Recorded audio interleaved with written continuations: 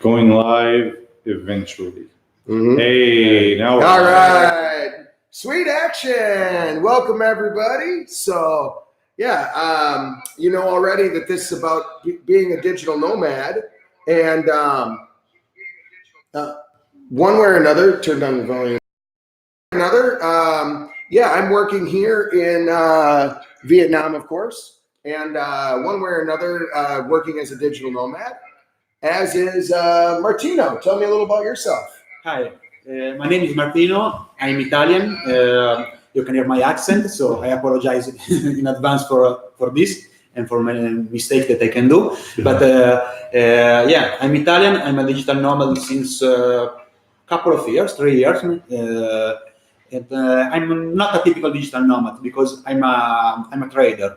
So I buy and sell stocks, futures, and this kind of stuff. So nobody's paying my salary every month, but I have to gain it. But yes, it's a way to do digital nomad lifestyle, different way, but can work. And I will never go back. That's I'm here to share my experience, and yeah, if I can help somebody, I'm happy.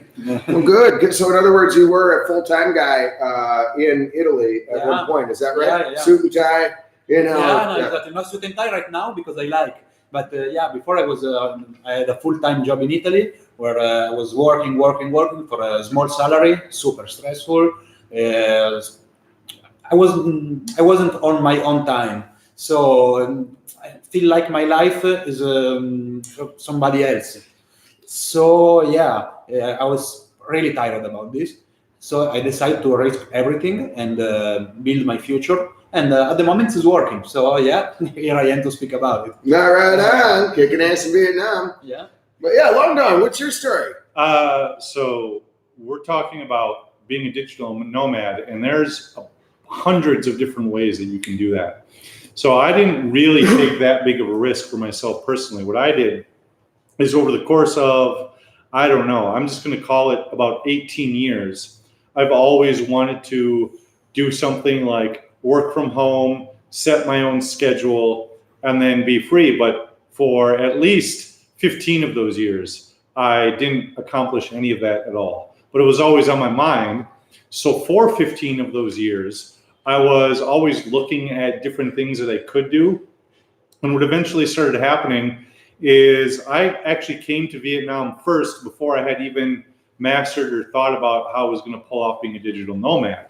What I did is I just started teaching, and to be an American and to teach Vietnamese people English is something that is really simple to get into, depending on the city. Brad's made a bunch of YouTube videos already about being a teacher in Vietnam, so there's ups and downs to that too.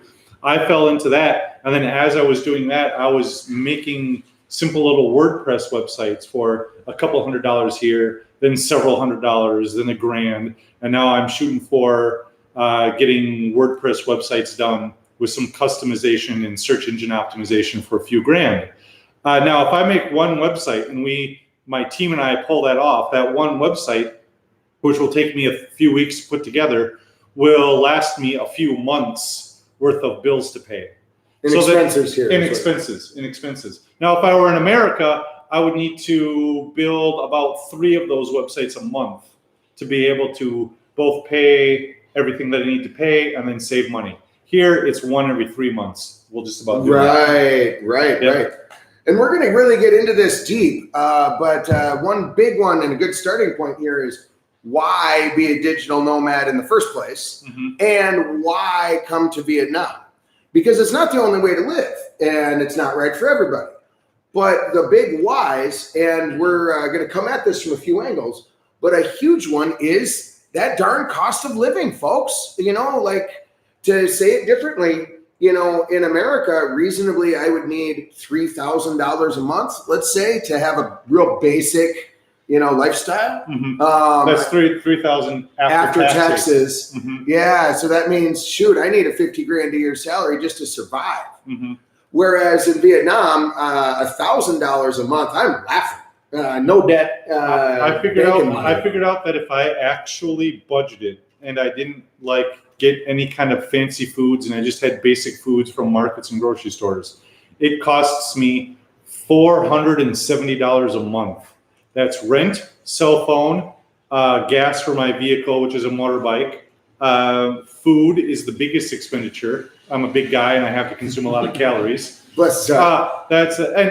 I'm trying to get in a lot of protein. So protein here is the most expensive part. But you put that all in, and it's about $470 a month to live in my own kind of efficiency apartment and get everything that I need. And so there's a really big difference between $4,500 and $470. Right. So what you can do then is, because you have that freedom, you don't need to constantly be hustling, and taking shortcuts and feeling like you're at the end of your rope to build your digital nomad, whatever it is. For me, it's a business. So I'm just going to talk about building your own business. Martino went a different route, but for me, it's building a business. So you have all the time in the world to build your business. You can do cutthroat rates, undercut everyone's price, and kind of work at a very low rate for an American. So I'm an American working for other Americans, and I'm the cheapest person out there. I don't want to be the cheapest person out there forever, but to get started and to get my name going and just to live, to build my brand and build my business, I can do that immediately by being in Vietnam, as opposed to America. In America, I'd have to do it part-time while I work another job full-time. Instead of getting my business up and running in a couple of months, it would take a couple of years reasonably, because I'm best case. Right. Yeah. Yep. And now here, actually, that's exactly what happened. Is once I started hitting it hard, like actually getting serious about growing, like just writing a couple of blog posts and reaching out to people and getting a couple of friends involved, within 3 months, I tripled my teaching income. I tripled my income by being a digital nomad. So I will be having enough money to be solidly middle class or upper middle class by Vietnamese standards. In just a couple months. Definitely. And hey, chill in Vienna. I live on $1,500 a month with wife and kid and own a condo. So I assume that you're referring to living in Vietnam. And great. Thank you for that data point, buddy. An entire family?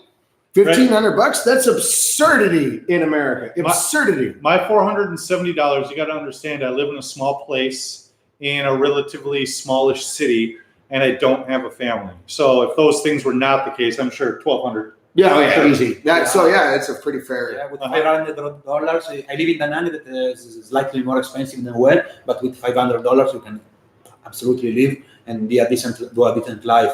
Last month I spent like 1,000, but I included this suit. You gotta have custom clothes. Yeah. Try to do this in Italy. And yes, a couple of travels. So yes, 1,000. And do a good life. I live close to the beach. Go to the beach every day when it's not raining in this season, of course. And a couple of times, and also European food. So yeah, it's absolutely possible. In Italy, maybe life is not expensive like America. You can live in Italy with $1,000 a month. You must, because the salary is very low. But you can survive. Work, sleep, watching TV. Work, sleep, watching TV. And maybe, if you're lucky, you can survive. But the day you must go to the dentist, you're fucked. Can I say something? Yeah. And, well, you just did. So. But maybe, I don't know. So the money-wise, is that a major reason for you being here, that you have more freedom in Vietnam, because with the cost of living lower, you can just take your time? Exactly. Right? For me, the point is freedom. It's never be money. Normally, the people who do my job trading is, I want to become rich. I want to drive a Ferrari. I wish to, but it's not the point. The point is to have free time. I'm 40-year-old, and I'm tired to have my life controlled to somebody else. So I want my time. I want to manage my time. I want to be free. And the best way to be free is stay in one place. Not so expensive. If tomorrow I lose my job, I lose my investment are closed. Okay, shit, I can survive for a couple of years with with the backup money. Yeah, with the backup money, and find something else. Nobody's forcing me to do anything I don't want to. And this is very important. So yeah, doing my own business with no boss in a place that allows me to do some mistake, and to look new opportunities, and this is the best part of this digital nomad thing. Sure. Specifically here. Yeah, right. specifically here. But I think it's the same in all Asia. Okay. I like Vietnam because for many reasons. But gonna be the same in Myanmar, Laos. Thailand is start to be more expensive. But I also did in Thailand, and this was working. And I haven't done the research, but I'm sure there's dozens of countries you could pull off something similar to what we're doing. Exactly. In Vietnam. Yeah. I did some research. You have all Eastern Europe. Like the Ukraine, for example, is a big Ukraine. one. This is a sticking point, completely not related at all. Ukraine. Ah. The Ukraine was when it was a region of the USSR, like the Midwest, Semantics. and now it's just Midwest, I guess. So, Okay. right. Ukraine. Done. Ukraine. But yeah, Eastern Europe and South America. I'm sure there's great cities. Depends. If you need a very strong internet, maybe not every country in South America is okay. They told me that, for example, Cuba is a paradise, but you can't online teach from Cuba because internet is not good at all. So you must think about it. And all Asia basically it's okay. Maybe if you avoid Japan for the right. Asia is not one. Japan is a beautiful country and stuff, but the rent is insane. So, all the point, I'm free. Depends. Right. So to use some data points here, just as an example, let's just say real fast that a person in America wants to start their own business, and so forth. And let's say they have 20 grand in American dollars that they want to invest into this. Well, once again, if your living expenses are $3,000 a month, let's just say, you've got about 7 months of freedom, basically, before your money's gone. Less than that, basically. Now, in contrast, and then you have 7 months to figure out how to make at least $3,000 a month. So 7 months to figure out how to make $3 grand a month. Now, if you come to Vietnam, actually that same 20 grand will buy you 2 years. Right. So now you have 2 years. 2.5, 3, if you really. You could make it 4 to figure out how to make $1,000 a month. All right. So your goal is half as difficult or a third as difficult, and you have 3 times longer to try to get there. You got time to make mistakes and time to just flounder around. And not only that, so then let's say you start making $3,000 a month. In this case, by living in Vietnam, now you can reinvest $2,500 into the growth and expansion of your business. Whereas in America, you're right back where you started the next month. You've got some discipline now, and you've got some habits, and you might have a list of people that you can call and clients, again, talking about building a business. But you don't really have any money left over after you've done all that. That's why I said to do the same thing in America as I want to do here in Vietnam, we're talking really 1 website a month versus 3 websites a month is what we're talking. And so, it is 3 times as hard. Basically. So, and that's one common denominator with the 3 of us here is we're here because the time freedom thing, you have a lot more flexibility and a lot more time to figure out what you want to do. And if you have like a big long-term goal, like this is going to take 2 years to get this goal, well, it's reasonable to do it here in Vietnam, where that would be unreasonable to try to do at home because of this expenses. And not only that, because, well, at least for those of us that are native English speakers, I know that's not everybody, but for those of us that are native English speakers, if stuff really goes south and nothing works and we're broke and we need money now, we can, the native English speakers can get a job at an English center teaching for $12 to $16 an hour. Now, at $16 an hour, you work 15 hours a week and your expenses are covered easily. You're making $1,200. Work 10 hours a week and I could still make my expenses working 10 hours a week, which means I still have another 50, 60, 70 hours within my week that I can play with to start a new business idea again. So it's like going to the casino, and if you lose your chips, if the casino just handed you more chips and you had infinite number of chips to play with, you would never lose. And that's kind of what happens. I mean, you do get older eventually, but for the most part, yeah, you can try again and try again and try again as many times as you want. And there's really no overhead you need to worry about. And with the little overhead you do have, you can teach for 10 hours a week and you're fine. This is a good point. But also for a non-English speaker, it's Yeah. of course more difficult. Right. But you can do it if you speak Spanish, French, or Italian. Even Italian, I don't know why, but a lot of people want to study Italian. Chinese too. Yes, Chinese, of course. And you can teach maybe not in a center, but online. You can find somebody to teach. Well, that's another thing too, is like with a lot of online teaching programs out there. I taught Vietnamese people online through a website, but there's tons of foreign language websites, and you can teach any language that you want on there. Yep. And you don't need to teach Vietnamese people. You could be teaching, you as an Italian man living in Vietnam, could be teaching a Cuban Italian. Exactly. Exactly. That's the point. I'm not doing this because I want my time at the moment. I'm okay with this. But Right, it's, exactly. That's why I'm not doing it too. It's my emergency plan. Right. I was teaching a lot of years in Italy, Italian to the immigrants, and I can easily do again. And the very first moment that I'm running out of money, I go there and teach Italian. And you can do it. You can do Spanish, French. Okay, of course, if you're born in Uzbekistan, maybe you have a problem with this. But I'm sure you're going to figure out something else. Because here, another thing that I want to say here is full of opportunities. Oh, yeah. I don't know if it was later on the schedule, but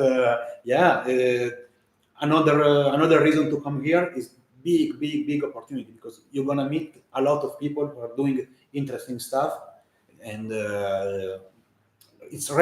literally rains opportunities. Yeah, it rains opportunities. Yeah, we'll get into that. It's incredible. Yeah, we'll get into the face-to-face mixes for sure. And Henry, good to see you, buddy. Yeah, we'll cover that. And Laura, good to see you. And Pablo, welcome, buddy. I did want to say italki. I put this on here as an example. Now, by the way, having an obscure language, it might sound weird, but actually there is one guy on there that speaks Osha, the clicking language from South Africa. Yep. But you know what? He's the only guy. He's the only one. Rare as it may be. Yep. He's demanding $20 an hour to teach Scotia. Hey, he could just be sitting there chilling and crushing it, doing his thing. So the point is, I'm teaching, especially teaching online, I feel is very, very superior choice for a few main reasons. And here's some non-obvious ones. The obvious ones are, you get paid and you work from home. All right, sweet. Okay, that's obvious.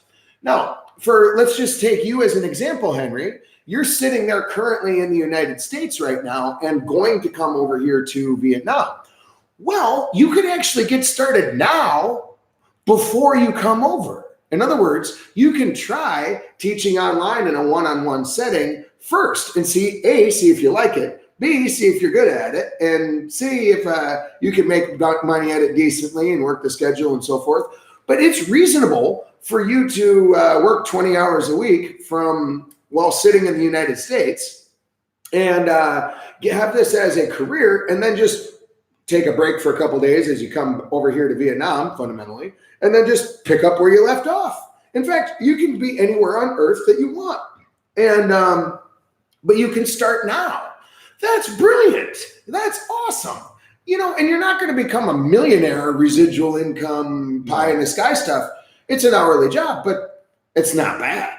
Now, you're not going to be able to support yourself in America, but again, $1,000 a month in Vietnam, you're laughing. Right. Yeah. And I was just going to mention that teaching English online as an American, and that's your primary source of income, even if it's a second part-time job, it's not very good because it doesn't pay that much. But then as soon as you move to Vietnam, all of a sudden, you got to remember that $12 an hour is the equivalent of about $70 an hour American. Right. In terms of spending power. So now all of a sudden you're doing okay.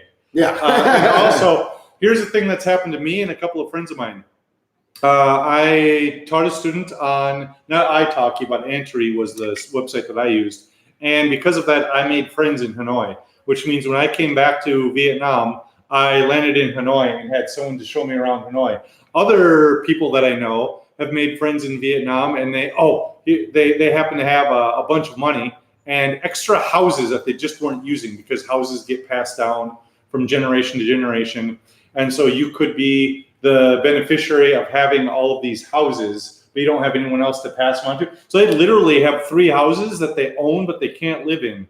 So my friends got a student in Saigon, and he's got a house he just can't live in. And he would like someone to live in it and take care of it and make sure it doesn't fall to ruin. And yeah, my friend, she met on Anteri.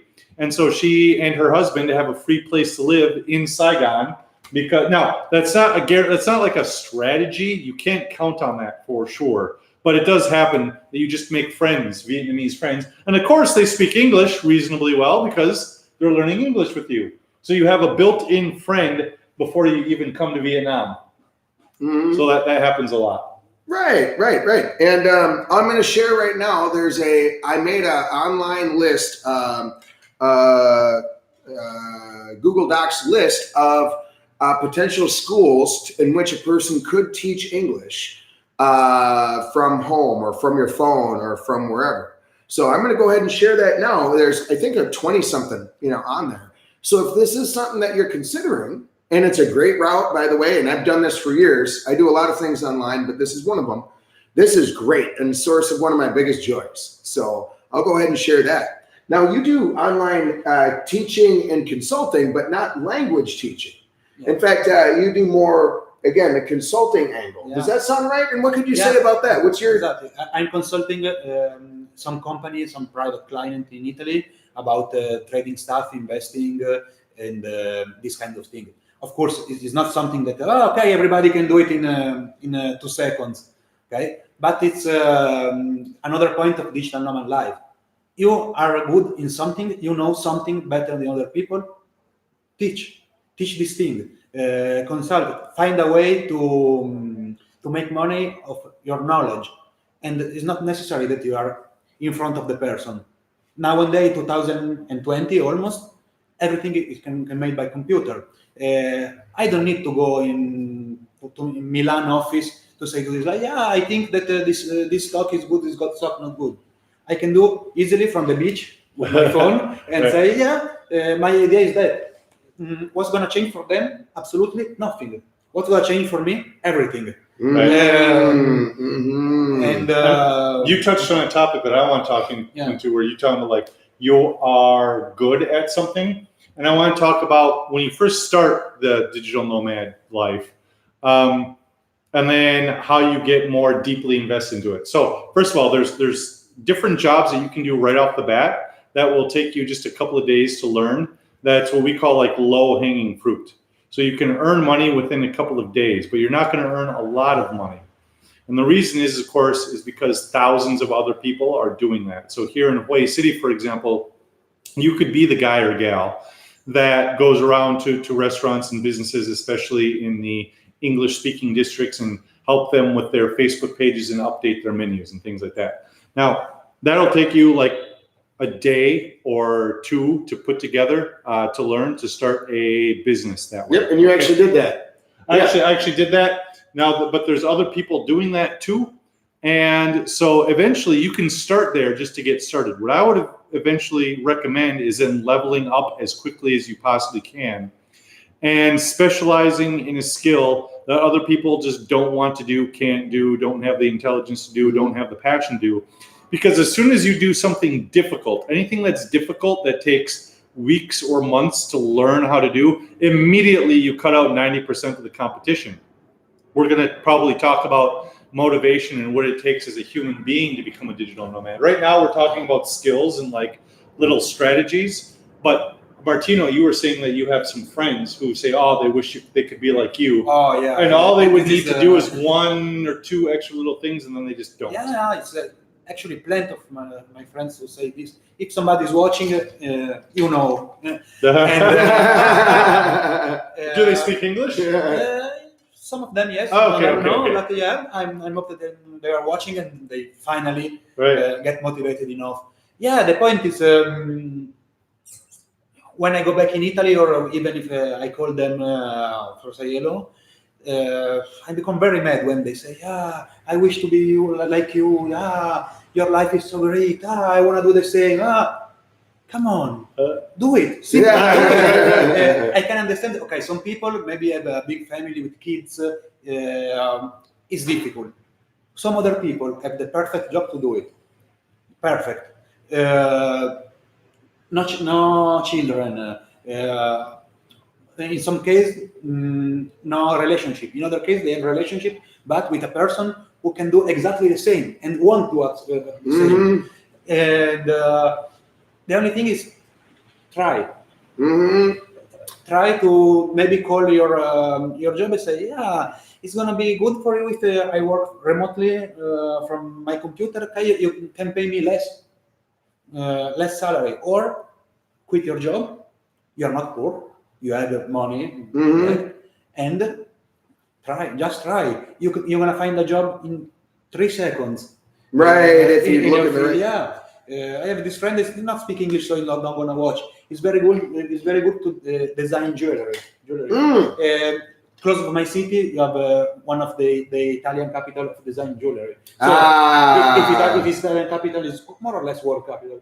Here, Chinese people, they're gonna pay him like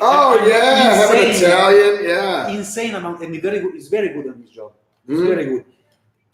Every Chinese company gonna pay him like all our 3 salary together. He's gonna get in the first 15 days. But I don't know. Here, my job is. I have the contract for all life if I want. I'm comfortable. Yeah, okay, I understand. But then when I show you my picture on the beach and stuff, I don't want to hear you say, "Yeah, I wish to be there." Because you can do it. And a lot better than me. Actually. Right. And you got in a good point there. And I really want to mention being able to leverage your skill set. What that means is, let's just say a friend of mine from America is a CPA, a certified public accountant.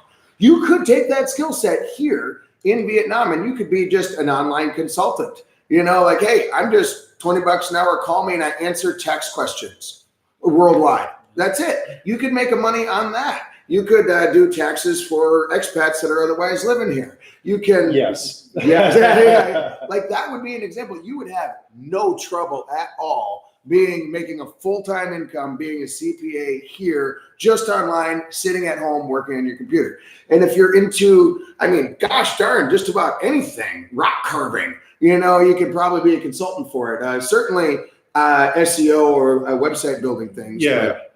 So I want to finish up just not finish up, but get back to the technical ways that you do this. Like what do you actually do? We can talk more about the motivation and self-development. And then Brad, you had that list of schools. Right. We'll get to that. Already on there. Okay, yeah. Okay, because I cut you off. Go ahead. So let's see. All right, and we specifically have, so I want to talk about Laura is asking, not so sure regulation compliance is terribly profitable in Vietnam. Licensure requirements there, ? So 2 things. I don't know what you're talking about because I know nothing about that field. But if it's something that physically requires you to see with your eyes and touch with your hands, then doing it in Vietnam, I don't know how much of a market or if you can do that as a digital nomad. But I learned how to build websites just by playing around with building websites. And I did it. And doing website stuff and web marketing and SEO stuff for me is just, I did it on my computer and it's a new skill that I learned over time.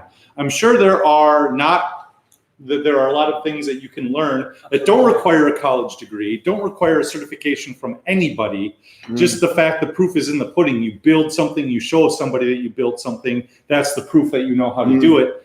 And then online products. So then you can learn. You can, if you wanted to, especially because I know Laura and she's intelligent, you can learn some sort of skill, whatever skill that is, part-time, and for an hour or a couple of hours a day, in a few months, you'll now have a skill that if nothing else, you could teach other people how to do. And I work for Americans. I don't sell websites to Vietnamese people. I work for Americans. You don't work for Vietnamese people. Okay, Brad, you do a mix. Yeah, I definitely do, but I'm different. Yeah. Right, you're different. Right. You're different in a lot of ways. Yeah. Yeah. But let's take this as an example. Okay, let's say you're from America, and let's just say you know how to repair iPhones. You know how to repair screens and replace batteries and things along those lines. Great. Well, you could show up in Vietnam. If you know actually how to do it, and you can take a broken one and replace it and get it done, you're in. Yeah, you can get a job right away. That's hard to do digitally or online by definition. But that would be an example. You just show right up. They're not going to ask you, show me the piece of paper that has an Apple certification with your name on it and no, I don't care. If you can do it, here you go. You did it. And the fact that you did it proves that you know how to do it. That's right. That's right. So I wanted to be clear, Laura, I've never shown anybody any certification of any kind once ever in the history of me being here, nor have I ever printed off a resume and handed that to anybody, nor has anyone ever asked about my credentials or anything like that ever once. Because I just prove it and they just look at it right away and they're like, yeah, you know what you're talking about. Done. Right. So that's the point. Yeah, you can learn everything. The point is find something that you like and you're good to and learn it. Nowadays, I think that 80% at least of the work you can do from everywhere or from remote. Oh yeah. And about the learning part-time, I don't have any degree in finance, economics. I did all by myself. Of course, not in 6 months. It was quite longer, but yeah. If you have the right motivation, you can do everything. The point is find your spot. I'm telling you, so I can only really speak about websites and marketing and SEO and stuff like that, but I put together my first WordPress website and it was terrible and I had no skills and it's probably not SEO optimized for anything. But I put my first one together after just fiddling around for a month. And you don't need to know. So at least I don't know. Yeah. So finance and investing sounds like it's a very complex topic that you would need to know a lot about. With website building, it's just the value in that is that other people don't want to be bothered to have to learn how to do it. So they're hiring me to save themselves time. I tell people a lot that's a topic that's like an ocean of knowledge because it's never ending. You will never reach the bottom of things that you need to know, but every single piece is simple. So you could learn just simple pieces and build a business around that. Shoot, if you wait just a handful of months there, Laura, and you learn how to do one thing, I might hire you. I'll have the money, hopefully. Right. And I'm going to put 2 websites on here for you guys. Freelancer.com, and Fiverr.com. And here's why. All you got to do is look around these sites and see what other people are doing and offering in terms of service. And or just type in anything you want. What are you good at? Well, I can translate. Oh, I could translate from English to Italian, let's just say. Okay, great. You know what? There's a ton of people on Fiverr and Freelancer. That's all they do. Yep.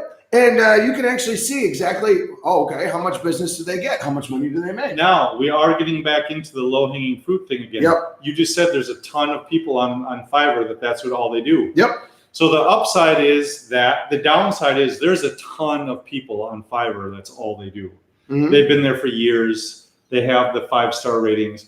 So we've been talking about this a lot, is breaking into the market. And that's that's where I think you can start earning a few pennies by doing some of those things, but you want to specialize as quickly as possible. I don't know how to play the Fiverr game very well. Although, again, I didn't know how to do anything very well until I started learning it. So I'm sure there's a strategy or a system somewhere out there that you could find on how to break into Fiverr. As soon as you break into it, as soon as you get those first handful, a dozen 5-star reviews at a decent price, that's where it starts taking off. So I just got to warn people, sometimes that low-hanging fruit is trickier than it seems only because there's the breaking into it factor, out competing all of the other 10,000 people that are already doing it. Once you do that, though, a bunch of times, several times, it gets better. For sure. Okay, yep. Upwork. Okay, there's another example. But yeah, Pablo, how can you become a local money speaking? I don't know what you mean by that, exactly, Pablo, but if you could explain a little better, that would go a long ways.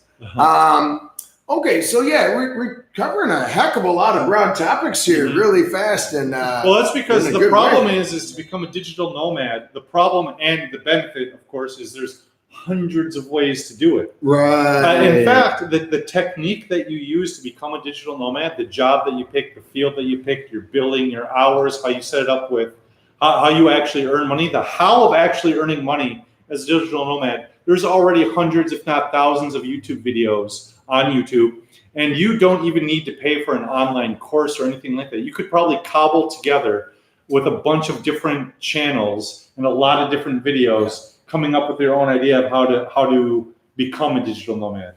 That's not the problem, in my opinion. The problem, in my opinion, is where are you in life? What are you like as a person?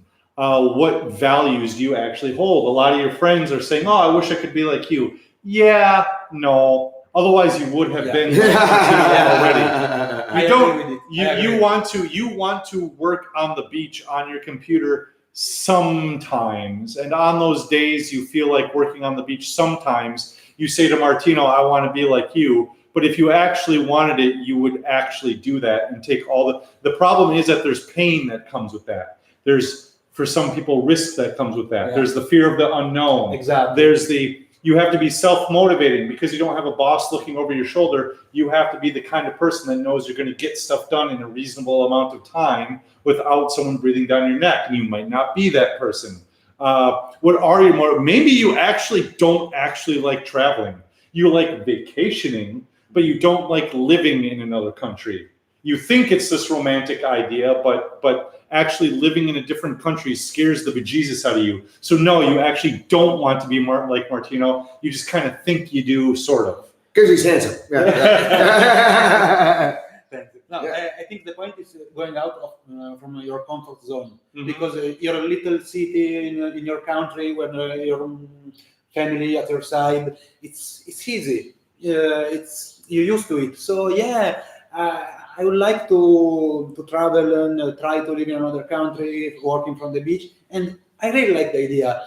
But yeah, it's hard, you know.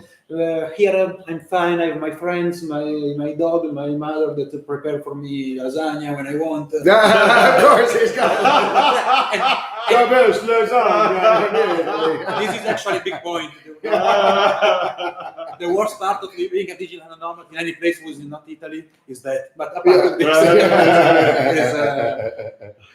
you know, the comfort. That's the point, because even I have very smart friends that they can kick us outside. They can do everything they want, but they don't do just because they are too not scared, lazy. It's different, because if you are scared, I can understand, because it is scary. I'm traveling since a lot of years, and every time the week before departing, I'm doing the right thing. Maybe this time I'm gonna die in the airport because somebody gonna sell my organs. And, I'm gonna miss my family. I want lasagna. Oh no, I'm doing stupid, and it's normal. It's human. Being lazy is less human. Yeah, I want to do this. I'm not happy. That's the point. But because if you are happy with your life, okay, you say, yeah, I want to work for the beach, but it's okay because you are smiling every day. You are happy with what you are doing. If you are sad, depressed, and nothing happens, and my life is shit, and blah blah blah, and you don't do anything at all to change this. In this case, we're talking about traveling, but I think it's. Well, and we might also be talking about starting a new career now here. Yeah. Because if you want to be a digital nomad and you're not currently a digital nomad, now we're talking about living in a different place, making new friends, and starting a whole new career, and even a whole new system of working. Again, you're not on anyone else's schedule, and you're your own boss. And that sounds romantic until you realize, if you're the kind of personality who's also a perfectionist, and you're your own boss, and you get a client, like in my case, you get a client. A website is never finished. I'm always looking at it and going, God, that could be better, but I just don't understand how. So if you're a perfectionist and you're your own boss, now you're actually going to have fewer hours in the day because you're going to be working all the time. Right. On the other hand, if you're not a perfectionist and you're kind of lazy and things like that, you're not going to get a lot of work just in general. So you need to balance it. You need to find some way, a system of containing your hard work ethic, but in a small space so you don't drive yourself crazy.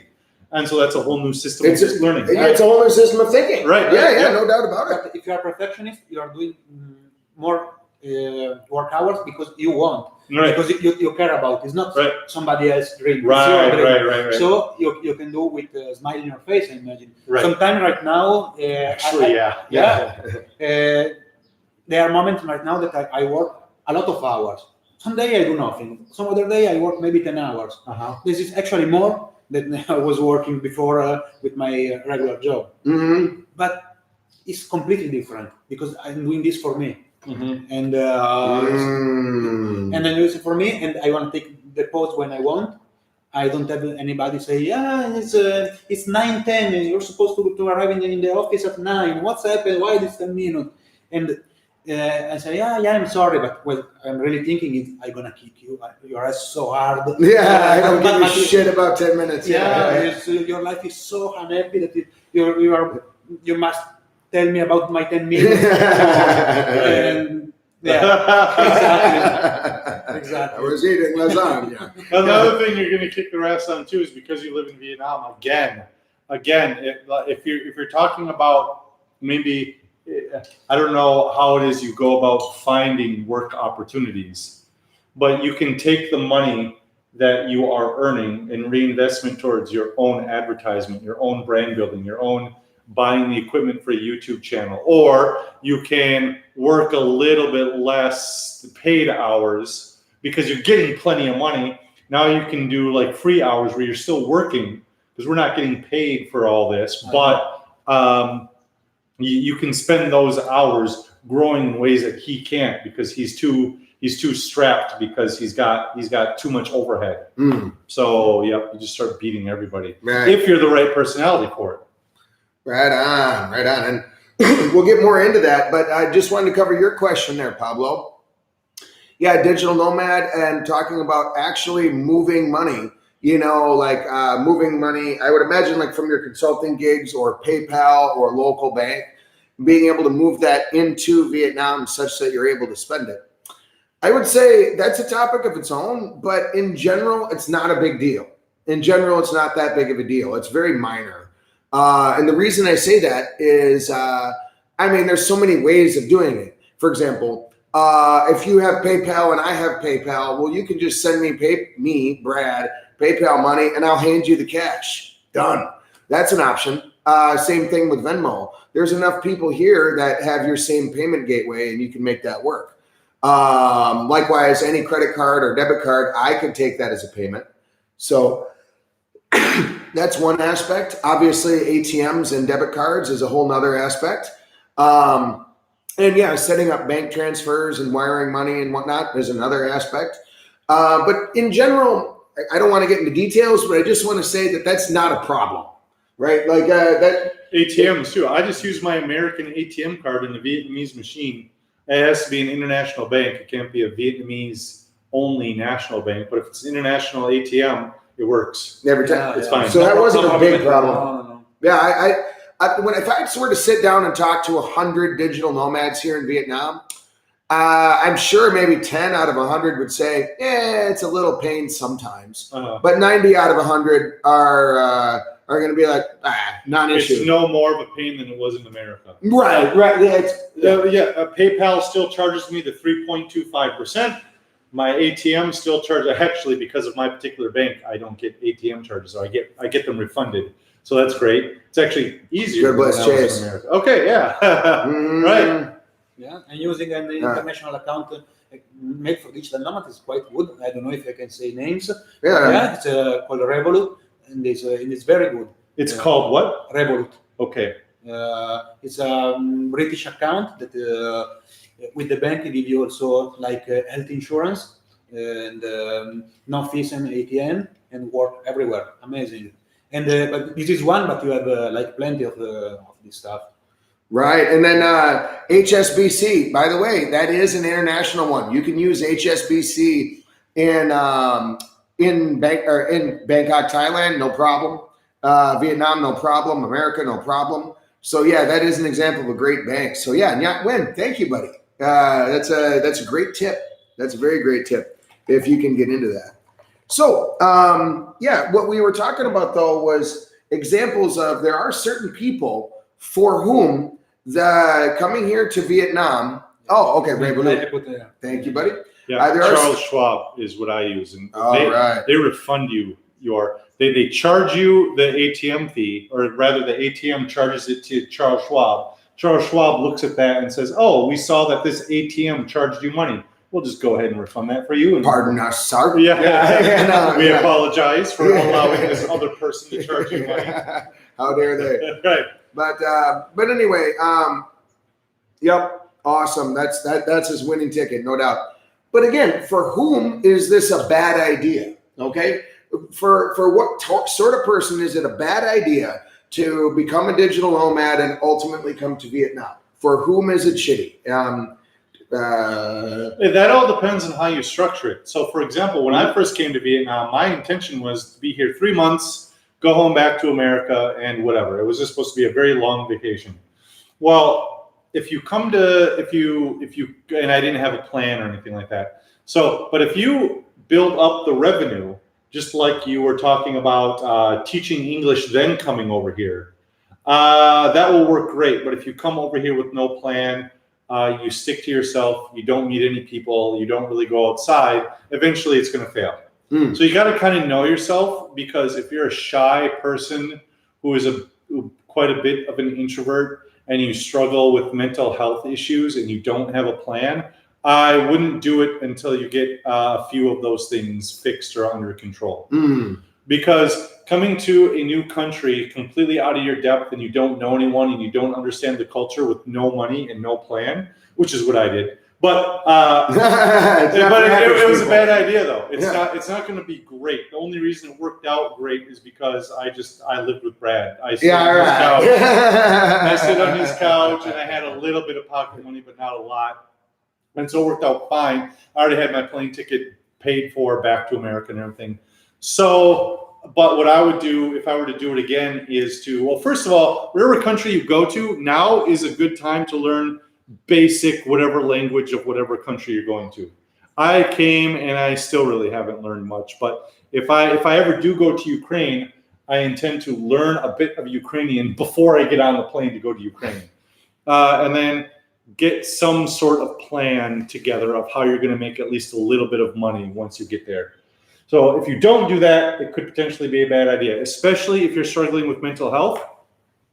It could really help your mental health a lot, and I can talk a little bit about that. But it could, if you're not careful, wallop you, because like I said, you're out of your depth, you're in a different place. You haven't made any friends yet. You're feeling kind of broke. You don't have a plan. And now all of a sudden it could just hit you in a wave of like fear and anxiety and depression. It could. Me, for 90% of the days, especially when I first came here, it was the opposite. Being here helped a lot. Who else wouldn't be a good idea for? If you actually don't plan on changing, like if you think I want to be like Martino, but you don't actually want to be more like Martino, one day you get the urge to buy the plane ticket and come. But now you kind of have to sink or swim. So change your mind, change your mentality. It's not good. It's not good for a lot of people if you don't have the right personality. I would also say, now you don't really know this about yourself, but about 15% of the United States of America population has an IQ of 85 or lower.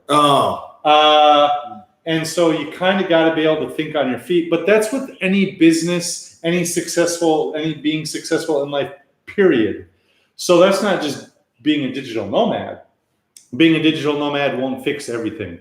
If you got to be able to think on your feet, you got to be creative, you got to be a problem solver, and you have to be able to kind of adapt and overcome. If you know about yourself that you don't really do that very easily, don't do it. Don't do it. Right. That's a good answer. What would you say? Yeah, I know some people that can't become digital nomad or live in another country, not because he's not smart, but just because his mind is not open. I mean, people that maybe 5 years of traveling around, not speak Vietnamese but don't speak English. It's it's okay if you are born, raised in Italy in the same place and stuff. But after you go, for example, in this particular example, to Thailand for 5 years in a row and stay there for months, is completely unacceptable that you don't speak English. You're not able to order stuff. But that's why, because you're stupid. No, because you think you are superior. You think that, I'm Italian, so yeah, I arrived there in Asia. These people is poor, is not like me. I just want to eat pizza and spaghetti all day. I don't care about Asian food. I don't care about anything, but I have money, so yeah, here I am, the boss. Okay, stay home, please. My problem with not speaking Vietnamese as a side tangent is I always have it in my head, well, how much longer am I going to be in Vietnam? I think I'm going to take off in about 6 months or so. I always have it in my head that I'm not going to be here much longer. So then when I take a look at the investment of learning Vietnamese, I'm like, well, it's not going to be worth it. Here I am 2.5 years later. Well, how much longer am I really going to be here, though? But anyway, yeah, I think the same. If you move to another country, if it's your intention to actually be there, especially for a couple or a few years, I think it's rude not to try to learn another language. Exactly. But at least you must learn English because the language will allow you to communicate everywhere. Maybe you're not sure that you're going to stay in Vietnam and say, okay, it's useless to me learn Vietnamese. If 6 months I will leave. Okay, I can understand. But if you want to survive, at least you must be able to speak English or Chinese. But in our case, maybe better English. Right. So that you can go to Europe and South America. Yeah, there are not a lot of Chinese there. I think. At least with English you can go everywhere. For a non-English native speaker, it's very important. If you don't want to make the effort to learn at least English and to think about that the other people that you are seeing are people like you, not inferior because they are in a less developed country and stuff, and you are not the boss. Okay, stay home, please. We don't need you around. Thailand is full of these people because for many reasons that everybody knows, I imagine. But they are everywhere, and these people because they have a good life on travel on vacation because they spend an insane amount of money. If you say with $500 here we can live, they're gonna spend 1,500 every month. And still thinking that they are making a deal, because they don't know anything. Sir, I buy this, I buy this. All the people overcharge them, and they want to. I want to become digital nomad, live in this place, do business. And my advice for them is always, please stay home. In some cases, there's not many cases, but I know people like this. And my advice is this: no. You're not. Maybe I'm wrong. I'm not God, and then they will succeed and they will fail. But if you ask my advice, no, because you're not smart enough to move around. You're not respectful enough to learn from the other culture. It's a different kind of smart. Exactly. It's a different kind of smart. You could be the A student, 4.0 student with every credential and a resume, with more lines on it, than ever. But it doesn't. It's mentally being flexible, right? Exactly. And I gotta jump in on this one because this is my focal point personally. Is yes, the language. In fact, you, Pablo, as an example, are learning Vietnamese with us. Yeah. Now, learning Vietnamese in the case of coming to Vietnam, to pick that as an example, is one could say that it's an optional choice, which is to say, if you don't learn Vietnamese, you will still be able to survive. Yep. Okay, so that's a good thing and a bad thing. Right. Yeah. And the reason it's a bad thing is because you can get comfortable and get complacent. But at some level, you're fundamentally living in a bubble and you're not able to take care of yourself. No, it's kind of like the folks who have an IQ of below 85 don't know that they're a dumbass. And also people who are not open-minded don't know that they're not open-minded. When a person has been living in Vietnam for 5 years and never learned Vietnamese, they have no fathom and no idea of what it's actually like. But, Will speaking Vietnamese help you in your digital nomad life? Yes and no. Yes and no. For some people, if you're making websites for folks in America, you don't need it. I mean, it's not a component in there. Mm-hmm. However, that's a more realistic question is, hey, if you're working 20 hours a week, let's just say, which is a fairly common number working hours for a lot of people who are digital nomads. And what are you doing with the rest of your time? I mean, what's left? The people, really. And so your options are sit at home and watch videos, sit at home by yourself and, do whatever, or talk with other expats. And they're not bad options by themselves. They're not evil. They're not wrong. But you're missing the point, and you're missing the other 80% of your life, which is to say being literate, being able to read signs, joining festivals, making friends, going off and partying at the local Kwan, things like that. So in that regard, actually being fluent or reasonably fluent or knowing the local language is a game changer in terms of your whole life surrounding your digital nomad, situation. So yeah, that's a huge one. That is a very huge one. Now to wind this back, to tie this back though, being a digital nomad in my own case is dependent on that. In other words, I make money on that, and my businesses work on that. For example, if I was a non-Vietnamese speaker and I want to go and talk to Vietnamese people about making a website or helping their business be online or get on Facebook, there's about 5% of people I could talk to about that topic and make it work. But the other 95%, I'd be blocked off and I couldn't talk to them because of the bubble thing. Now, in my case, because I speak Vietnamese, I can talk to any business owner anywhere in the city, any business of any industry, anywhere. And if there is 100 American digital nomad SEO optimization guys all stacked together, plus me, they're going to pick me. For sure. Day one, no question. They don't even care about a credential, won't even blink, won't even send them an email because I speak Vietnamese. So by speaking Vietnamese, if you plan on working and partnering with people, here locally, which I recommend, all the doors are open. All the connections are there. Everything is easy. It's so easy. You get the full social environment here in Vietnam that you have access to all of a sudden. Without the language, you have access to none of it. Or you need to have a Vietnamese partner, like one partner that can go to the factory on your behalf or talk to this company on your behalf or, whatever the case is. And you're dependent on that one guy. Or I would recommend 5 people. That's kind of what I've been building, slowly been building a team of translators and helpers. Because for me, I'm one of those people who it's not clear to me that the benefits of learning Vietnamese is going to be that great.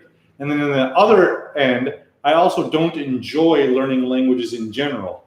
So the cost is high and the benefit in my imagination isn't as clear as it is in your imagination. Mm. So for me, it's easier to find people who can help me, Vietnamese, English, Vietnamese, translators. Exactly. But you're still relying on them, their availability, their willingness to help. So it still does slow you down a bit. Sure. Instead of just going to a store and getting something and negotiating, getting something fixed, you got to now schedule it with the other person that's going to go with you. So it slows you down. Big time. For sure. Well, and actually, that's an interesting segue into not only being a digital nomad independently, for example, doing, again, websites or doing, consulting, but partnering with local Vietnamese people is a big topic. And that's a really big deal for a few reasons. I just wanted to start off by saying this. When it comes to finding a new business and creating a new business, let's say in Vietnam here, I usually tell folks right away a couple of golden rules, okay? And golden rule number 1 is Vietnamese people are smarter than you collectively. You add up 100 million Vietnamese people. They are smarter than you. They will work harder than you. They will figure it out better than you. They will definitely work harder than you. Oh yeah, and they'll work cheaper than you for sure. Oh yeah. Oh yeah, and then there's more of them, and they have way more experience, and they are perfectly fluent in the language. They are just, I mean, on most tasks, most of the time, under most circumstances, Vietnamese people will win if you directly try to compete with them. In other words, you try to sell soup next to 100 other Vietnamese people, you're going to fail, period. You know, if you try to compete with Vietnamese people, I don't know how Vietnamese people do it. I don't know. They're selling me bowls of soup. The waitresses are earning something like 50 cents an hour. And that's not like a wage plus tips. There are no tips here. They earn 50 cents an hour. With a smile. With a goddamn smile. They will outwork you for less, for sure. So if there's any business you have in mind, and you're at some level you're competing with Vietnamese people, you will lose, sir or madam. They will beat you. And they are smart in ways that you are dumb. Mm-hmm. You know, okay. With that said, golden rule number 2. If you partner with Vietnamese people and have them on your team, you win. Yeah. And so leverage where your advantages are. Here's an example of this. Vietnamese people, and this is just one example out of thousands. Vietnamese people are super good at videos, wedding videos, montage videos, video editing, you know, and video design and so forth. They are awesome. Drone footage, you know, all this and that. They are way better than the average American wedding photographer person by a long shot, And they work for cheap. In other words, they'll do video of a wedding for like $50. And then they'll put together like a 2-hour montage video that took them like a week. They'll bang that out for like $100. Mm-hmm. Okay, you're not going to beat them.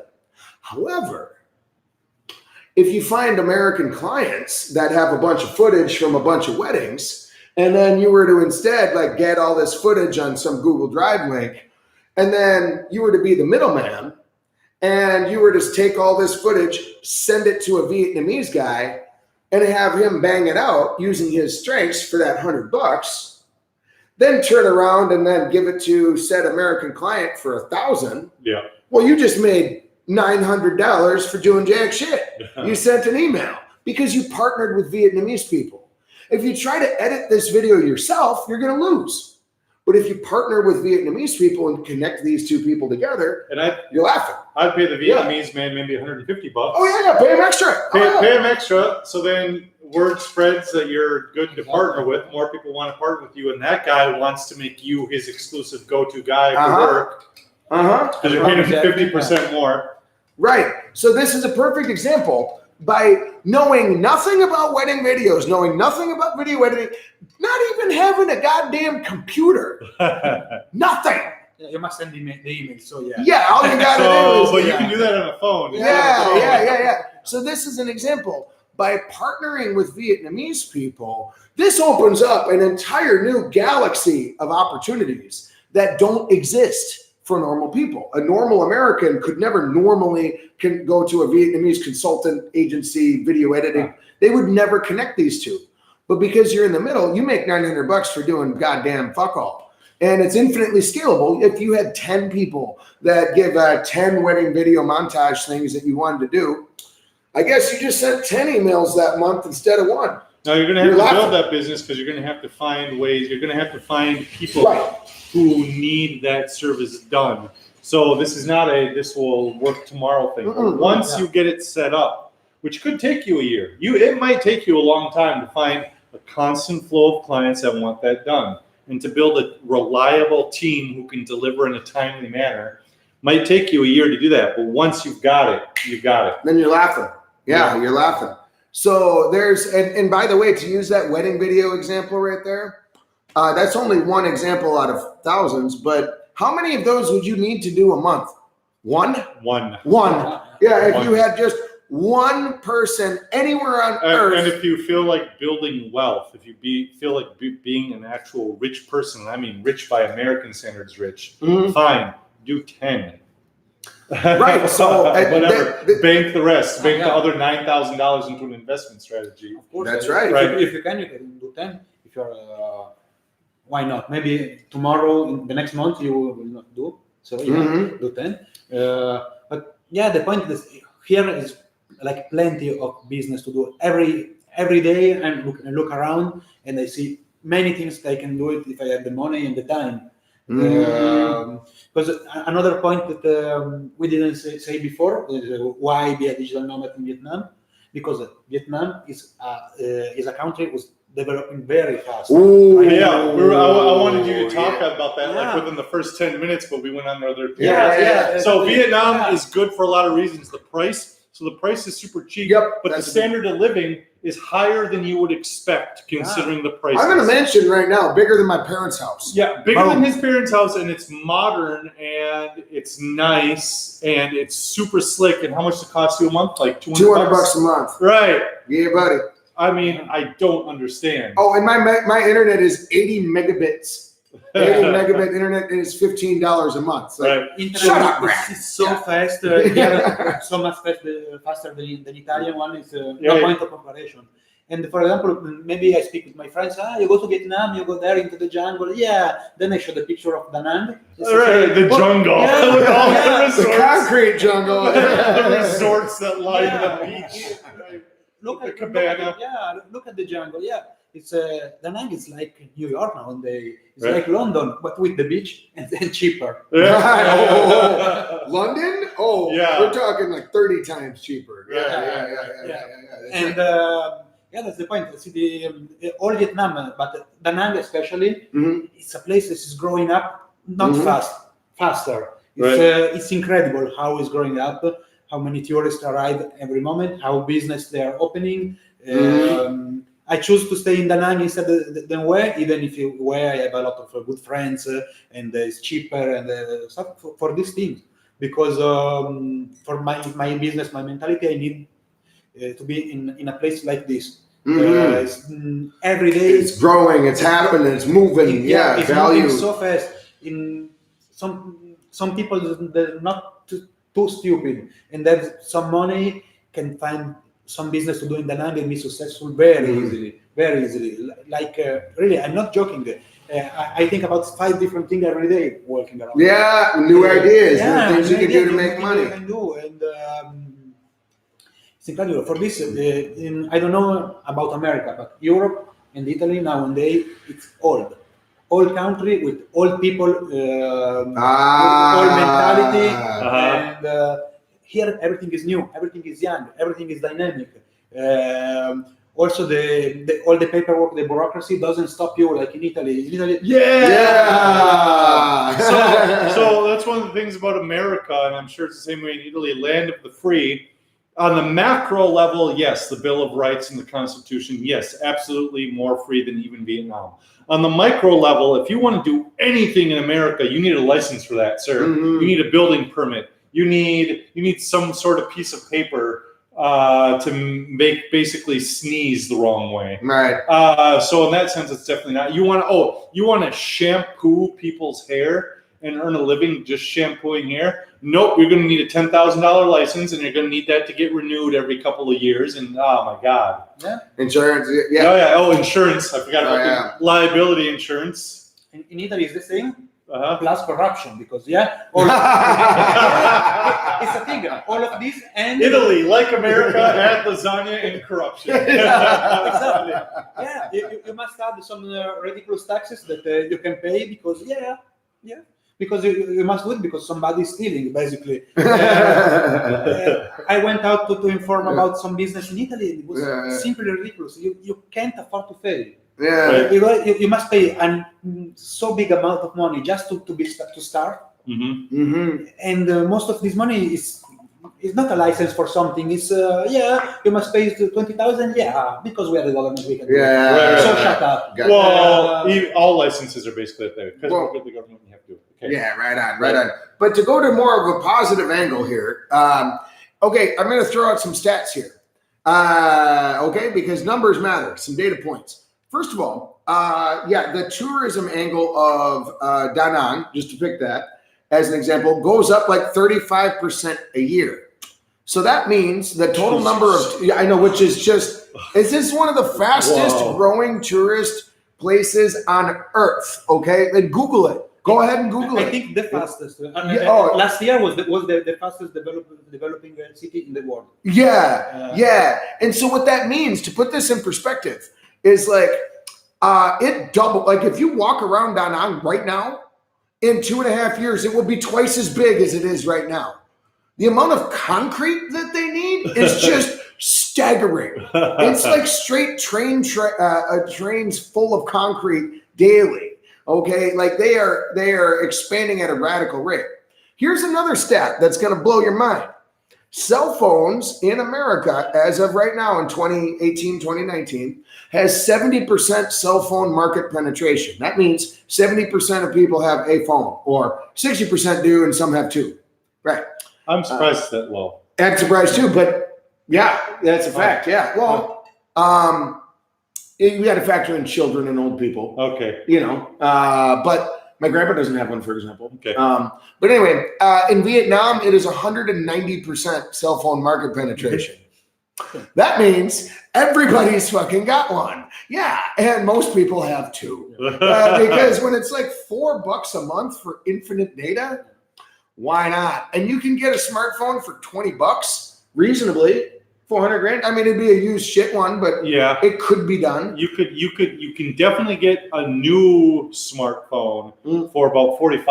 Mm-hmm. It's going to be a terrible, like, third tier smartphone, but state of the art 10 years ago. Yeah, whatever. Yeah. But the point is, this economy in this world out here in Vietnam is moving faster than an American person can fathom. Yeah. Like it's moving faster, and they're more agile, and they're moving faster at a better rate than you can even imagine. And no matter how you want to measure it, in cell phone subscriptions, sure. If 50 years from now, if the per capita wealth of the average Vietnamese person were getting close to or rivaling that of an American, it would not surprise me. Right. They're on track. Mm-hmm. Because again, and also some facts in Vietnam, their unemployment rate is near zero. It's almost zero. Like everybody's doing shit. Even the people who are, you might think are like unemployed, there's old ladies, like 90-year-old ladies on the street selling, which are basically scratch off lottery tickets. They're not literally scratch off. Same idea. Yeah. They're on the street selling fruit. Yep. Yep. Oh yeah, and you don't need a license for that shit. You don't need to go through the FDA and the Department of Agriculture in your county and your city. No pens touch any paper. Nope. To have a food cart, you need a cart with some food. Yeah. A food cart. You don't need an established LLC business with liability insurance and a permit. The people get more money doing this, right? Because you can do stuff. You can employ yourself. The poor man can make money tomorrow. Exactly. Yeah. Wow. When a free market economy is even more free, people get wealthier. Imagine that. Jesus Christ. And they are communists. Yeah. Right. And so really, Vietnam is like a libertarian's wet dream. Okay, it kind of is. Vietnam is like the capitalist wet dream. Like every positive thing you could think about, like a capitalistic democracy, hardcore moving economy. That's all happening right now. The golden age that happened in Japan, the economic miracle of the 80s in Japan. Yeah. That's happening right now. Right. In Vietnam, obviously, everywhere you look. Right. Everywhere you look. So this is the golden age in Vietnam right now. This is the high water mark. Every year they're crushing records. Mm-hmm. It's not only growing at like a ridiculously fast rate, but the rate of it growing is growing. Okay, mathematically speaking, the derivative of the derivative of the derivative of the derivative is going up. And I don't think it's a bubble. At the moment, it's not a bubble. No, it's not about it. Because they are doing the right things to grow up. Yeah, I think that they're investing in infrastructure. Yeah. For example, the airport, they are investing for Korean people. They have, if I remember well, 18 direct flights from South Korea to Da Nang every day. Mm-hmm. Mm-hmm. And they are investing for Korean people in Da Nang. They want, in my opinion, they are doing the right thing. They are developing in a healthy way. So at the moment, it's still not a bubble. One day, maybe will be. But I see Da Nang become like Singapore or Dubai in 5-6 years. Oh yeah. In many ways, they're there already. Oh yeah. And so when you get an entire economy of people, and again, to use another just quick anecdote here, when I go to my wife's home village, meaning jungles, banana trees, bulls with a ring in the nose and people playing flute in the back. Okay, like straight up, all those pictures that you would imagine a village to look like, that's what it looks like. Plus waterfalls, plus whatever.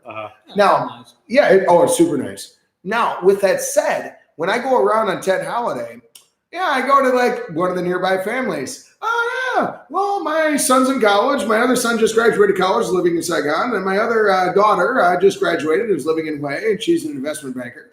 And then our fourth son, he's in college currently, but he's going to be graduating in sales and business degree. I always think it's great when I walk into a concrete bars on the windows, not glass. It's not really what we would think of a window. It's just a hole in the wall. And then it's got a tin roof. It's just a sheet of tin as the roof. And you walk in there, and then there's a big screen TV, and there's the Ethernet cable. Oh, yeah. They're pulling 80 megabits. Yeah, buddy. Chickens and then naked babies, Right. Yeah. But they don't mess around. Yeah, a chicken runs through their house while they're watching the big screen TV. Yeah, while streaming Netflix. Netflix, right, on their VPN. Yeah. But the reason I point out this family out in the village, is that part. But because you got to imagine, these families in Vietnam, bless their hearts, for 2,000 years, they've been farming rice. Mm-hmm. Farming rice and picking snails and riding bulls. And now, all of a sudden, for 2,000 years, they did the same thing. But now, right now, in this golden age, right now, just in the last 5-10 years, the entire thing completely switched. So now you're talking about tens of millions of people that were otherwise living an agrarian life quietly off on the countryside. All of a sudden, tens of millions of people are all coming into the economy, coming in educated, ready to rock, full data, full knowledge, full, YouTube, in many cases, multilingual and super smart and ready to rock. So there's millions of people that are coming in every year into the economy to generate wealth, income, building stuff, starting businesses, inventing things, teaching things, programming, outsourcing, all of that. Vietnam is jumping on this modern economy in this modern world with internet, et cetera, and capitalizing. And they're making it work at a rate that most people cannot even imagine how fast, all of this is happening. And it's a beautiful thing. If you ask those parents that have 5 kids that are all successful right now, they could not be prouder. Mm-hmm. If you talk to the kids, who are looking at, again, 2,000 years of agrarian life. They're improving in education like you wouldn't believe. They're like, I got sandwiches several months ago to this woman that used to be close to my then house. So she could not speak any English, and I believe, it's my opinion, she was not able to write Vietnamese, even though she was a Vietnamese woman. Because I would try to have her write some things she was saying in my book so then I could translate it. She couldn't write Vietnamese, and she couldn't speak English. And I gave my little notebook to her daughter so her daughter could write in it. But it didn't matter because her 12-year-old daughter could just speak English as well as write English and Vietnamese. But this, I'm going to say 55-year-old woman couldn't do either one of those things. So even just the educational improvements in the last, 20 years have skyrocketed. Mm-hmm. Yeah. Have you seen that same thing too? Yes. I see here like big opportunities growing in every aspect, education, even healthcare. I never used hospital here, but they told me there was pretty bad some time ago, but they are improving because more doctors have more money to study, better university, and blah blah. But the point is, in my opinion, that we are talking about digital nomad, digital life. Right. Oops. The point is, this is happening in Vietnam right now. So you can be part of it, absolutely, with plenty of things. But it must be now, not in 10 years. Right. In 10 years, it's going to be too late. In 5 years. Well, but so you can Yeah. still be a digital nomad. I think you can still be a digital nomad probably 10 years from now. Yeah, but And you can be a digital nomad in a lot of different countries, not Vietnam. Exactly. The only reason I'm on that tangent is because Vietnam is a great place to pick if you're going to pick a place. You can pick other places; it'll work. It'll be fine. But yep, this is one of the best. So for sure. In my opinion, yes, it's the best that I found. I never, I didn't travel all around the world. My opinion, that is the best right now. But now I was talking about business more than digital nomads. Like if you're interested in business, this is another way to be not digital nomads, but digital entrepreneur. Right. So living outside of your country, leaving your country. It's big opportunities right now here. But right now, so yeah, maybe some people that they have no idea but have money can also decide to say, you know what, I'm gonna travel there and look around, and maybe you can find a big opportunity. I'm sure that they will. So it's not necessary to say, oh, okay, I wanna go there, travel, living on the beach. I like Vietnam or Thailand or what else. But yeah, I don't want to study. I don't want to reinvent myself. Okay, I have $50,000. I don't want to study. Okay, let's check around what $50,000 can buy for business. I'm sure. Jesus. Yeah. I'm sure that you're gonna need. You don't need that. Yeah. You need less than a tenth of that. The problem with $50,000 now and then coming to Vietnam is that is going to give you an easy 5 years, and then it's going to take you 4.5 years to start thinking about starting a business. Because that's the problem. Yeah. But if your point is okay, I'm not sure. Maybe I don't wanna. I don't know. I did all my life. I was a soldier, for example, and now I'm tired of it. I have some money, and I wanna learn how to. I don't know, build. Websites or trading or teaching or stuff, because I don't feel like I just want to do my business and stay in peace. With very small money you can do it. Right. You can even do it, still do it right now. Not for long. Not for long in Da Nang. I don't know other cities exactly. Maybe in West is going to be easier for more time. In Da Nang is now or never. But yeah. It's another way. It's not called maybe digital entrepreneur or something like that. Yeah. Suitcase entrepreneur, digital entrepreneur. We have freelancer. There's many ways to change your life, to do it. Now we are 3 people with 3 different ways to do it. Definitely. And if we invite 2 more people, 2 more different ways. Different ways, my opinion, the whole point is get out of your comfort zone and try. And acknowledge, you could just go to Google and type in like ways of making money online. Yeah, you could spend a Saturday on that and you'll see 100 ideas. And I did want to cover this one because I actually have direct firsthand experience in this one to a degree. Okay, one thing that they have in Vietnam here is, and I can't share a picture, so I'm just gonna write it this way, Google it. 3D pop-up cards. Now, this sounds like a simple idea, and it is. But I came here to Vietnam. In Vietnam here, I saw these cards that you open up, and they have like a full flower or a bridge or a boat or a tower of, Leaning Tower of Pisa, or whatever. But they were so cool, and these fools they only wanted $1 a piece. And that's in the expensive street. Yeah, I'm sure you could probably find someone selling for 50 cents. That's just it. Because they speak Vietnamese, I went around and started asking them, so where do you get these from? I make them myself. No, you don't. No, you don't. Yeah, bullshit. Yeah, these are laser cuts, sir. Yeah, where's the laser cutter? Well, I get them from this source. Call. I found the source in Saigon. Sure as shit. And I ended up buying them. And actually, the base cost is low, or is only like 85 cents, 90 cents a pop. Anyway, I ended up getting 200 of these. All right, so far so good. So let's just say it cost me $180. So far so good. But I went back to America. I sold them 3 for $20, which is basically $7 a pop. Yeah, and I thought you were going to say 5 a piece. Nope, this is higher. 3 for 20, man. So shit, and I didn't even try. I didn't even do the fulfillment by Amazon bullshit. I didn't even mess with any detail. Nope. I just walked around to people and I just said, hey, 3 for 20. Oh, I got $20. Great. I've never seen these in my life. Done. You know, and I sold the shit out of them. And I'm making $6 a piece times 200. Do the math. Right. Yeah, I got some free flights back and forth. Yeah, and the amount of effort it took for me, it was fun.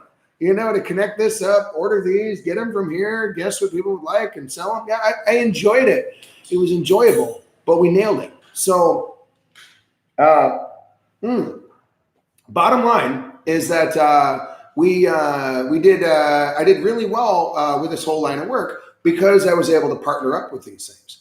Now, I also bring this up because there's a tremendous number of Western people that also do exactly that. That means get things manufactured in Vietnam and then sell them in other countries. And you could do so through like drop shipping, sending over one big crate at a time.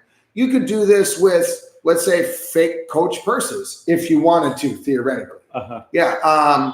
But you could do this with pop-up cards. You could do this with shoes. As a matter of fact, shortly we're about to go and visit a textile factory. I know a guy so the North Face is manufactured here. Yeah, so it's made North Face in Vietnam. If you want a North Face backpack, it will cost you $12 American. I looked up that backpack online, seeing what they're charging for Americans, and it's like $87. Now, the problem is, of course, those damn laws. Yeah, I, Travis Schneider, am not going to be able to sell North Face products because I'm not a licensed North Face distributor and I don't have it. But in New Zealand, they don't have those laws. I guess it's a little bit more relaxed. So there are people that are buying North Face backpacks, not even from the factory, not even from the source. They're going into a retail store. They're going into a retail store, buying North Face products and reselling them for New Zealand, and that's how they live their life. Yeah, ain't that some shit?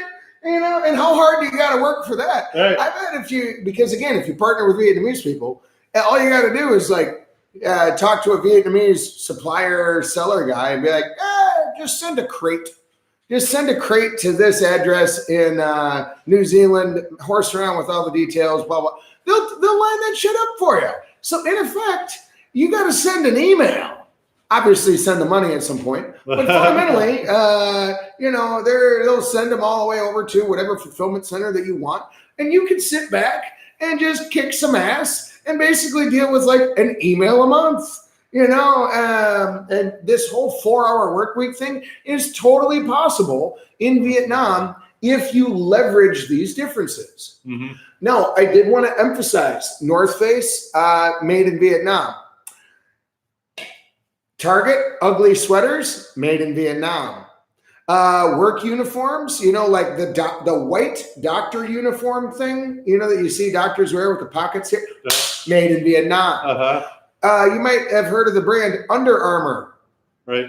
All made in Vietnam. Right. Yeah. Have you ever seen clothes before? Yeah. They're made in Vietnam. Oh, yeah. These people are expanding. Now, and also, as a data point here, this Shonha company that we'll meet here soon. 10 years ago, they had one plant making clothes. And we're talking like minimum order 10,000. Okay. So like they make some goddamn clothes. I mean, screen printed, knitted, whatever you want. Right.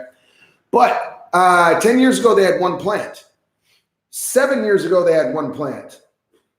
5 years ago, they had one plant. 3 years ago, they had 3 plants. Now they have 9. Right. Yeah, they're not fucking around. Okay, and by the way, they are all 100% capacity. Right. Like they are screaming for workers everywhere they can. If you want a job, you just head out that direction, call it a day, and you're laughing. Yeah, and by the way, PJB, you said arbitrage. Yes, that means make a difference or make make money on the difference, whether that's a difference in percentages or a difference in the cost between the two. Yeah. So when you say the dreaming of every trader. the dreaming of every trader. But it's just everywhere here because the Vietnamese people are really good at what they can do. But bless their hearts, no matter how intelligent they are, no matter how awesome they are, there is no way they're going to meet buyers in Italy. Right. Period. I mean, just normally speaking. However, and likewise, there's no way that the buyers in Italy are going to meet the Vietnamese manufacturer. Exactly. So by all you got to do is show up and meet those people, sit back, make some good friends, have some beer, of course, and we'll take 10,000 doctors' uniforms and want to send them to this place. Can you do the shipping on our behalf? Perfect. That means I don't even have to touch it. I don't have to do nothing, a thing. Right. You guys do all the work, set everything up, and you even correspond with them. Perfect. Yeah, and you just sit back, man. And even if you make 1%, commission on the deal, you're laughing. Yeah, that is everywhere. Clothes is an example. The backpacks is an example, but there's countless examples. Medicine. I was also working with medicine right now. Nice. I see if I can export some really good natural medicine that they are here and not in Europe. So I mean, I didn't even think about yeah. the herbal medicine market. Yeah. Again, though, how do you? Well, we'll talk off screen about rules and regulations and things like that. Not this guy's gonna steal our ideas. Yeah. Well, yeah. Go whatever. ahead. Yeah. Well, here's the thing: is even if you like, I was talking about running a web agency before. There is you cannot believe how many people don't have a website. I was shocked and amazed when I started digging into it. So even if you are my direct competition, working in the city I'm working in, going after the same field of people I'm going after, we're probably never going to meet each other or bump into each other at all. But yeah, take the ideas, whatever. Right on. So this idea of arbitraging or making a profit difference. Oh, this is all over hell. It really is. So by simply being geographically located in Vietnam, you have access to these different things, quite easily. And be open-minded, of course. Obviously, I know that I told a lot of time this, but I think this is the big difference because, you always earn bread. For him, it's easy because it's like everybody's friend. It's going to be measure of where in like 2 days, I think. But not everybody. It's like him that like to make friends, and so for these people, it's going to be more difficult. But still, a lot of opportunities. And if you decide to change your life, my idea is change for good and be more like bread. And also, if you're going to change it for good, then learn a skill that has a market value. You don't want to say, just like minimum wage jobs, you don't want to stay at the low-hanging fruit job or the whole the thing that you can do in 2 days. Start there if you have to, and then learn something that takes skill and time and energy, and then you'll have that forever. Yeah. And you can try it for the rest of your. I agree. Right. I did the same with finances. I was doing completely different job, studying at night for like something like 10 years, and worth it. Right. And by the way, speaking of unique skills, like we can talk about the skills that we have and the ways that we make money, but it's infinitely big. Like there's one guy who's like really good at playing StarCraft 2. All right. So he basically coaches people how to play StarCraft 2. Yeah, I'm dead serious. He's living in Saigon right now. And that's what he does. That's the dream. He gets whatever his rate is, I don't remember, but let's say $20 an hour, and he will review your StarCraft 2 games and commentate. Oh, well, what you didn't do is research, and then give you tips, and then all right, go play again and bring me back. That's all he does all goddamn day is teach people how to play StarCraft 2. But it's a specialized skill, and he's like one of the only bastards out there. Right. If you want to up your game, the problem with him though is what's going to happen when people stop playing StarCraft 2. Then he'll have to figure out some other game. He'll figure it out. But that's the thing. Now, obviously, in his home country, and I think Denmark is where he's from. In his home country, same problem. He would have to pull in like $4,000 a month. But living in Saigon, if he pulls in $1,500 a month, hell, he's just got to talk StarCraft like 3 hours a day. Yep, that's all he does is sit and commentate on StarCraft 3 hours a day. And then he can do whatever the hell else with his time. If he wanted to double down and work 6 hours a day. Ooh. Yeah. Yeah, he could. But then so Ryan Mathis is bringing up the point that I brought up is like, well, so people are not playing it anymore. But it doesn't matter. The idea is what matters. We said this at the beginning an hour and a half ago. But the individual technique for how to make money isn't so much important as it is your mindset, your willingness to give it a shot, and then your willingness to do it day in and day out to build the skill set. So he might have to not get out of the StarCraft 2 market, but find another, to do the exact same thing, find another game. He already knows how to market himself. He already has the mentality to sit down and play a game and master it. He already knows what kind of money he can bring in, reasonably speaking, given the audience. All that guy has to do is figure out how to play a different game and then coach that one. Right. And then also to be clear, when it comes to huge trends, for me personally, I don't like to follow huge, large-scale trends. To say this differently, I don't care what the #1 YouTube person is, or I don't care what the #1 most popular backpack is. I don't care what the #1 most common language is, because I'm not shooting for that. Because the #1 most popular game already has the #1 most number of teachers and helpers. What I want is something on the edge. All right. Because, again, I don't have infinite time. I can't teach 1,000 hours worth of stuff in a week. Right. That's not the point. I only need a tiny piece. The man who teaches OSHA. Well, that's a pretty tiny world, but he's the only guy. Right. So finding some fringe stuff, in a lot of cases can be worth it, right? They're talking about things that aren't common. The only problem with them being not common is two problems. Well, I guess really only one problem is you got to be able to think of it because it's not common. No one else has thought of it before. That's why it's not common. So you'd have to get the right on. Now, I did want to share with you guys right now. I'm working on it. Right here. Subject changed a little bit. Large-scale work abroad programs. Okay, what that means is there already exists a lot of terrific programs, terrific air quotes, terrific programs in the world that allow a person to travel abroad. And to say this differently, there it is. You can check it out for yourself. This is like a top 10 list. What this means is these are agencies that you pay money to, and they will help you travel the world. Now, a good example of this, their #1 link, by the way, if you follow this, is they will bring you for a 12-month program. They, the agency, will arrange all the minutia details, and they will bring you to 12 separate countries on Earth in which you can be a digital nomad. And usually they do it in a group of like 50 people will move together from country to country. So 1 month in Bali, 1 month in India, 1 month in Ukraine, 1 month in, Vietnam's on the list. Oh yeah, South America. And by the way, I have nothing against these folks. Overall, in general, it's a good program. Again, they handle all the airline tickets, where to stay, all the details, language teaching, and they have guides ready to go for you.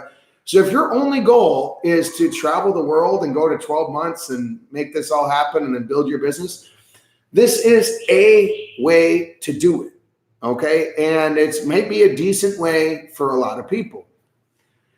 Not for me. I would never do it. I wouldn't do it. Here's why I wouldn't do it. Okay, that's okay. Okay, go. Fire away. You're spending now a lot of time traveling, getting reacquainted, setting up your nest, getting into the habit. Now you're in a different time zone. Now the people that you're working with are in other time zones. They have to shift to your time zone, and you got to shift back to theirs. Your sleep schedule is screwed up. How many days a month are you going to spend just dealing with it? Probably 10 days a month. And then on top of that, once you're done with all that, you still need to work and produce income. So now you're in India, let's say for 30 days. Well, you're spending 10 days of those readjusting and getting your life back together. Exactly. And then you're spending several hours a day in your room anyway, not visiting India. And by the time you start barely getting used to the idea that you're in India, it's time to leave again. Exactly. Right. Nah. And when you must leave when they want. Uh-huh. Right. Right. We arrive in India. Hey, I love here. I meet the perfect woman. Yeah, you meet a chick. Yeah. Oh no, we gotta leave. We gotta leave. No, I want to stay, but oh fuck, I pay like $20,000, so I need to finish my my travel because maybe India was the first country. I like how all of us were just like, Yeah. Yeah, Maybe India Get was outta the first here. country. So what do you lose your money or you leave? So you choose to leave and you go back 1 year after. The lady is already married. Yeah. Some stupid guy. yeah, who's less beautiful and good looking than you? Yeah. right. And maybe the beautiful place that you saw is no more here. Everything is changed, and you miss it. Why? Because you must go in other 9 countries that you don't care about it with people that you finish to hate.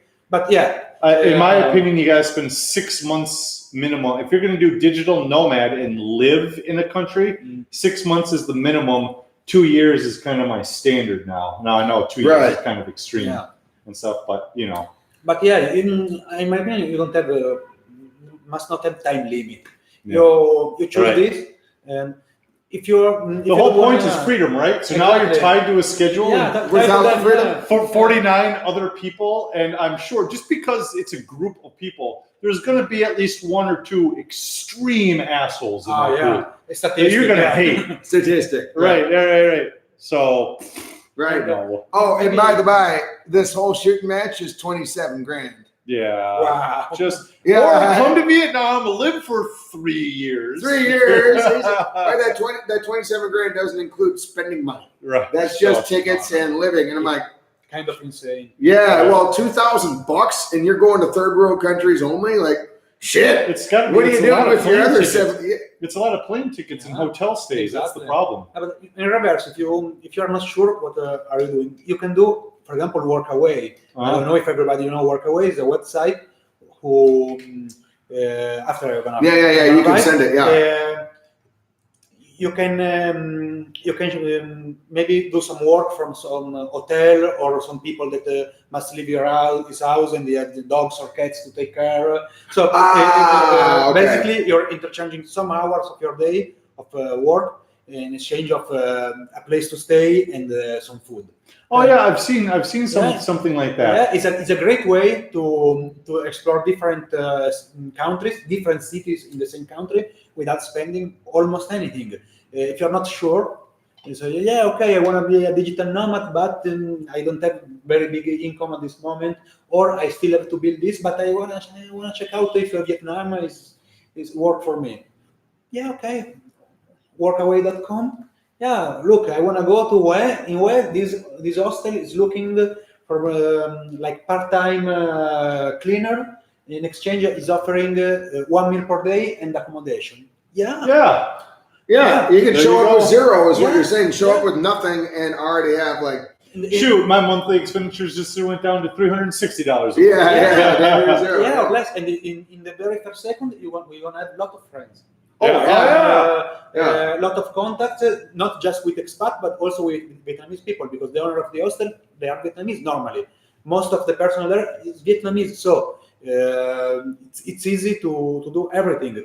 And you want to meet other people like you that is traveling, but maybe don't have a lot of money or is not sure.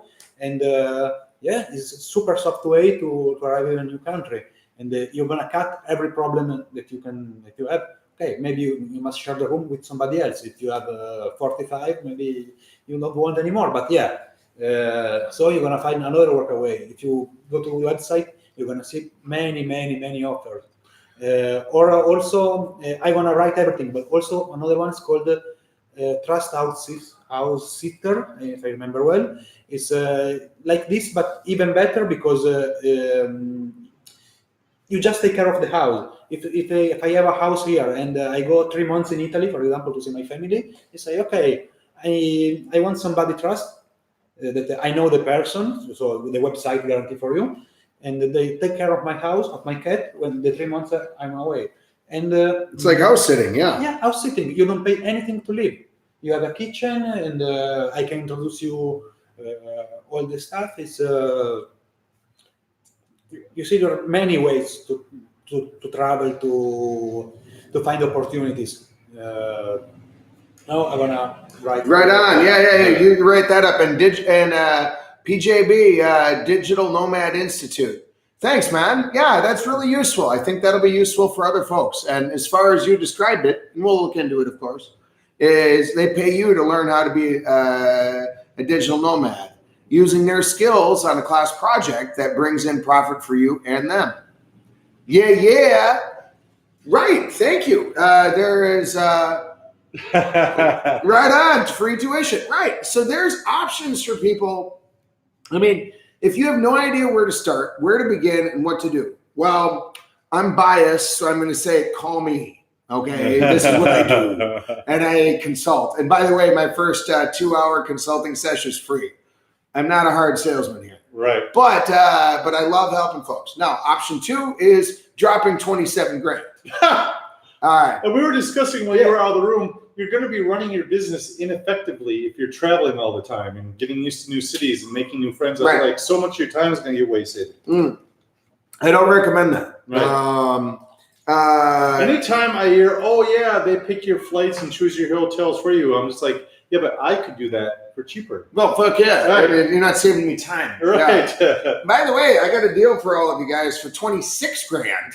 You could pay me and I'll sort you out. Right. Yeah. You're getting a deal. Yeah. And anyway, Right. story of its own. But anyway, yeah, there are programs. The bottom line is there are programs out there. Now, yeah, I just locked in my last deal to make my move to Vietnam in 5 years. Ryan, so that means in 5 years in the future, if I understand things right, you're looking at coming to Vietnam. Great, terrific. That seems like a very far timeline to me, but so be it. So be it. Now, let's see. So, okay, talking about other topics here. Let's see. Now, here's a big one, and this is where you come in. Meeting other digital nomads. This is a big one, my friends. This is a very, very, very big one. Now, and I want you guys to tell your experiences first, but I just want to say real quick, in my hometown of, let's say, Austin, Minnesota, I have almost, as far as I recall, never met a digital nomad, which is to say a person who purely works on their computer and that's it, let alone is doing international business and so forth. It's a rare day. If you were to meet 1,000 people in my hometown, probably 0 are an online digital nomad. With that said, if you were to go to Da Nang, Vietnam, and you were to go around and meet 1,000 quote, quote, foreigners, expats, white people, whatever, yeah, about a third, or probably more, are all digital entrepreneurs, suitcase entrepreneurs, freelancers, doing their thing. That means you're going to be meeting folks who are doing all kinds of unique businesses all over. Maybe you meet one guy who makes websites, one woman who does, marketing, and then another woman who does logo creation. And then you meet another guy who is a voiceover expert. And then you meet like a musician, and you meet them all in one day over a few beers. So it's reasonable to create, like this collaborative and things and jobs you've never heard of. Only because offices are going so remote these days. You can do so many things. You wouldn't be able to be like we're like I can't even make anything up off the top of my head because I've never been in part of the corporate world. But you could just have people who are just purely corporate white collar job people, and they white collar workers, and they're just working straight from their computer remotely. In this case, very remotely. 12 time zones. It doesn't get further. You want time zone further away, you're closer. Yeah. Right. And so, in fact, I did want to throw out real quick, meetup.com, for example, in Saigon. I mean, if you are into, this is a thing, by the way, Google it. If you're into like AI engineering and also into cryptocurrencies, let's just say, there is actually AI programming meetup group. What that means is 3 times a week, a bunch of AI researchers, writers, and digital nomads get together to meet other AI programming digital nomads in Saigon, and of course have beer, as you would. Yeah, that's a thing. In my hometown, no way. Right. But in Saigon, guaranteed. Right. No matter what you're into, pretty much, there's someone that's into it. So what's been your experience in terms of collaboration and meeting people that other digital nomads? Same as Brad, in my own town in Italy, you will not find digital nomads at all. Here, I meet, I don't know how many every day. It's not one a year. Actually, Da Nang is one of the 3 biggest digital nomads destination in Asia. You have Chiang Mai in Thailand, Bali, and Da Nang. The 3 places where the most digital nomads in the world are going right now. So yes, I go every day from coffee shop, and every day I speak with somebody who's doing something interesting. And also I met like a couple of traders, and with one of them, maybe we're not going to start a collaboration. We will see. But a part of the business stuff, of course, is super useful to meet other people for build business and stuff, but also for personal life. It's great. You're meeting people. You're in your same way. You're thinking your same things, and living your lifestyle, not somebody else's lifestyle. And in Italy, I always have a different lifestyle of my friends. Not better, not worse. Different is another thing. Yeah. I'm not saying that I'm better than them because I do not, or they're better than me because I don't care about better or worse. But we are different ideas, different priorities, different way to see things. Here it's a lot easier to find people that is my same way. Right, that you can work with. Yeah, I can work with or just have a beer with, but we understand each other. With my Italian friend, we're speaking a different language, not the Italian language, but every time I go back and see my historical friends, I love them. I love them more than ever. But yeah, we're on different rails. Right. Our life is so different. So okay, we talk about our old friends, but what are you doing now? How are you doing? What's your future? There are topics that with many of them I can't do because we're different. With the digital nomads, it's we are the same. We are doing the same basic goal. And so it's very good for everything. That's my opinion. Yeah, it's one of the reasons I chose Da Nang for. Right, and Da Nang is a great example again because this is growing super fast. And I mean, and again, to be clear, no matter what you're into, if you're into acro yoga, okay, let's just say, I mean, there's a shitload of those. Yeah, you're going to meet like 500 people that are also into acro yoga that love that shit. Probably vegan. Probably, don't shave their legs. Probably like love that kind of shit. And if you want to do like an acro yoga collaboration video with like 100 people in it, you in hometown and small town America, impossible. In Da Nang, easy. You can look that up. When I was in Da Nang, I just stayed there for completely unrelated reasons. I wasn't looking to network. There were 2 girls working at my hostel. One of them was working on designing a website with someone from, I don't know where this gentleman was from. I'm going to say Denmark. So he's from Denmark, let's just say. And they're designing a website for Vietnamese, for tourists actually coming to Vietnam. And the design was great. So I got his information. Then I was on my way to go to a cafe that sold Western food. And in this cafe that sold Western food, there was a long table, and there's a guy sitting at this table talking about their database software that they're working on for their American company. So they're working for an American company, earning an American salary, but they work basically in this cafe, which turns out one of the men working at that cafe, his Vietnamese wife owns the cafe. Boom. And and so I wasn't looking to actually network with digital nomads, expats, but I accidentally out of the million or thousands and thousands and thousands of cafes went to it was selling Western food, so it was a good place for foreigners. So that's you're increasing the odds of meeting someone like that when you go to a foreigner place. But and so then they invited me to what is it called? I can't even remember what it's called. But I think it's this entrepreneur house or something. A whole house where a bunch of entrepreneurs live, all foreigners, and they all make money different ways, working on networking, software engineers, websites, whatever. And then they host an event once every Sunday or something like that, where all the people in Da Nang, whoever wants to come, can talk about whatever projects they're working on or how whatever the hell. Yeah. Oh yeah. Yeah. So there's an old adage: if I have $1 and you have $1 and we switch, we both still have $1. But if I have an idea and you have an idea and we switch, we both have 2 ideas. Right.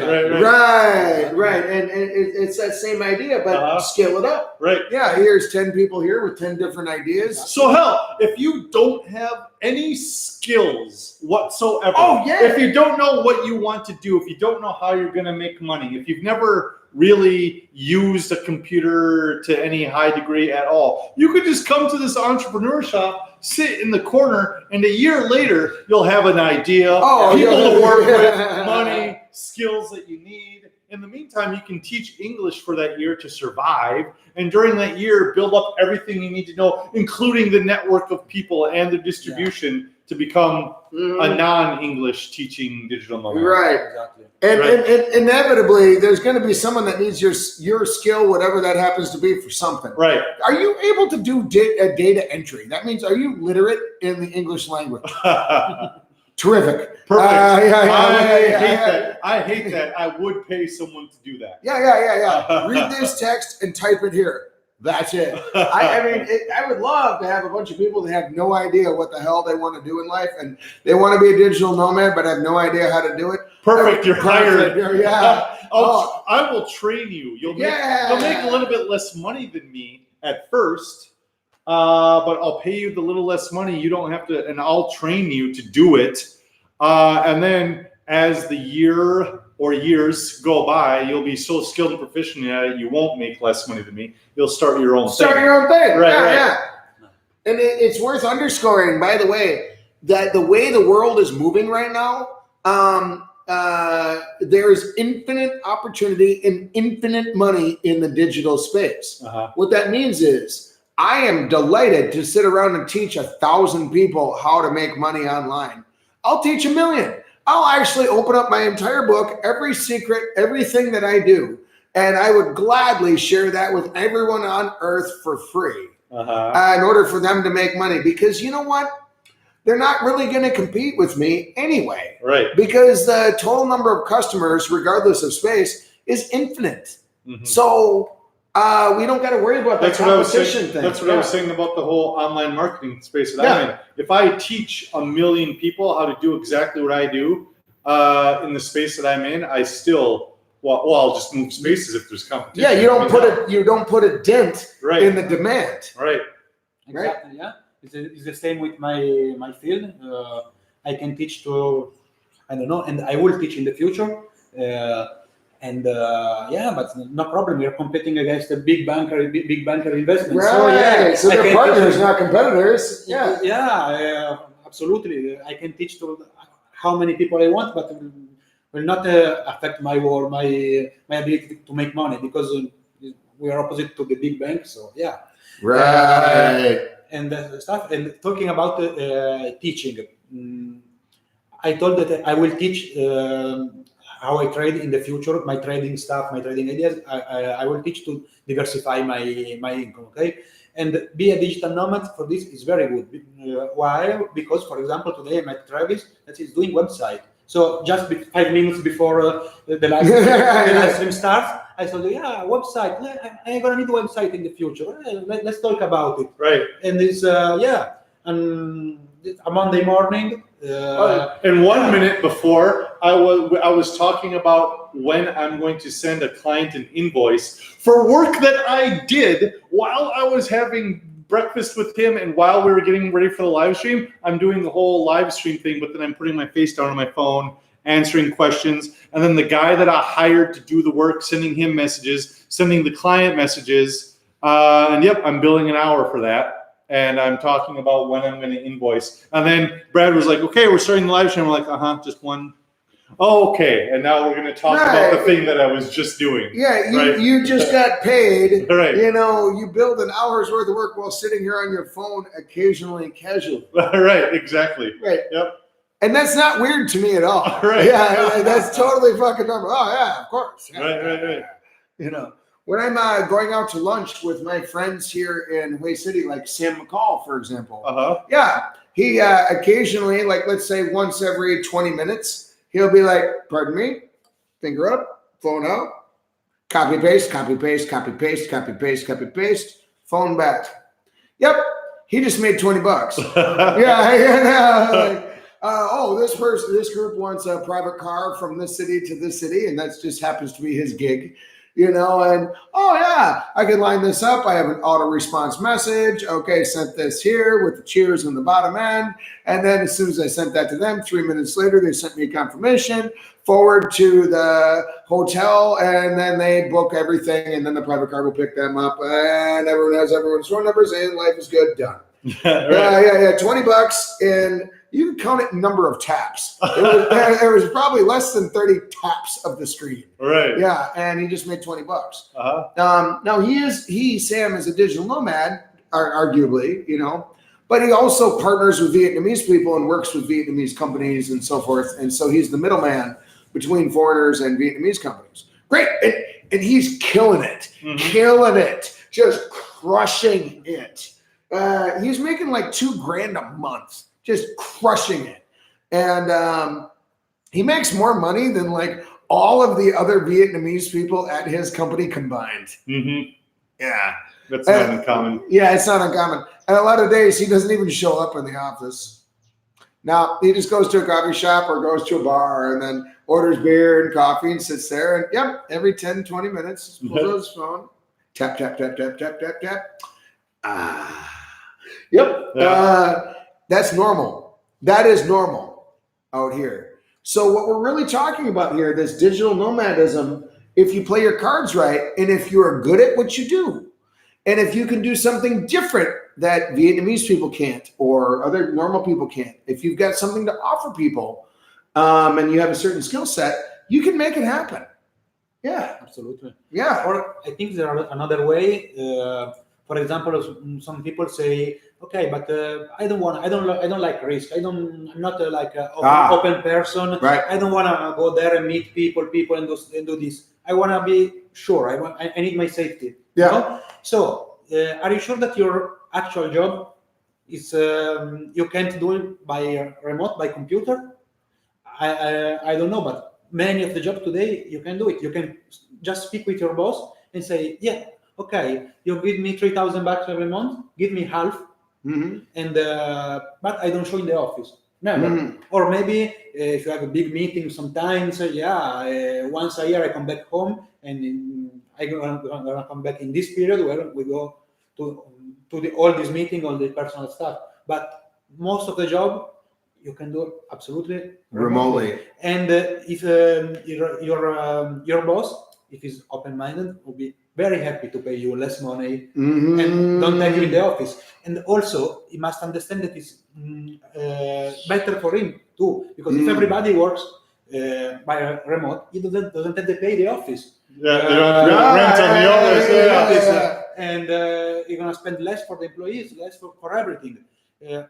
I don't know anything about America. Now in Italy, I will say it's all people mentality. So this thing is not going to be a reality for a long time because they have this idea: if you don't show in the office, you are not working. Right. And this is the idea, which is partially true. Yeah, especially for Italians. To be a little fair. No, to be completely fair, we don't work neither in the office. So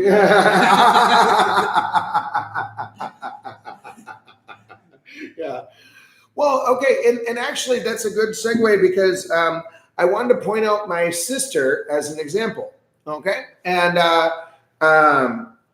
my sister, she is an account executive, which is air quotes a saleswoman, basically. So she has and she sells plumbing equipment and home supplies, stuff like that. Great. But really, in reality, she is about 80-90% over the phone. And then when people call her up, she obviously bangs out the order, puts everything all in, handles this and that, does her stuff on her little, web portal or whatever. Great. And she is super good at it, by the way, and loves it, by the way, and doing a terrific job. So she's a goddamn champion, no doubt about it. In fact, she's pulling in, let's just say, 80-90 grand a year, so she's crushing it. Okay, great. But this is a perfect example to your point. She is obligated to live in Minneapolis, Minnesota under the circumstances. That's where the company is based. If she were to approach her boss and say, hey, I'm already 90% over the phone and online, and me being in the office is a superfluous, tiny little difference. Either way, I'm on the phone. What if I transition to 100% online? That means that last 10% you give to somebody else, and you cut my wage in half, meaning I go from 90 grand a year down to 45 grand a year, which works out to be like $3,500 a month. And it's now, but you're pure on the phone. From the perspective of her boss in America, the American boss will be like, wait a second, I pay you half of what you were looking at before, and really you do all the same, 90% of exactly the same stuff. And it's the 90% that actually earns the company. Yeah. Oh, that's 10%. I can get over that. Right. Yeah, I can find a minimum wage person. Yeah. From the boss's perspective, that's a terrific deal. Right. But from my sister's perspective, that's a terrific. Yeah, terrific. Yeah. Right. So all of a sudden she can come to Vietnam and she needs what, $1,000, $1,500 a month to get She by. She doesn't need that, but that's just let's throw out a number. Right. But she's pulling in $3,500. Right. She's crushing it. Right. Now, 80 grand in America after tax and after expenses, you're basically back at zero. You're okay. I mean, you're okay. Yeah, you're making it. Yeah, you're doing okay. You're making it. You're not crushing it. Right. You're making it. But half of that, 45 grand in Vietnam, now you're crushing it. Right. Oh, yeah. You're fucking rich. Rich. I'm talking like you could have a 24-hour on-call masseuse. You could have personal servants, I mean, you could have living servants easy. Oh, easy. Yeah. Easy. Big swimming pool in your house is swimming pool in your house. Oh, yeah. Like the most high-class baller, like gangster, like rap shit, all the rap video, all that shit you combine together is what your lifestyle would be like. And actually, in reality, my sister, under this particular theoretical situation, would end up working less than she is right now. Saving more. And saving, instead of saving zero, saving 2 to 3 grand a month. Well, let's say 2 grand a month. And would be living a baller lifestyle.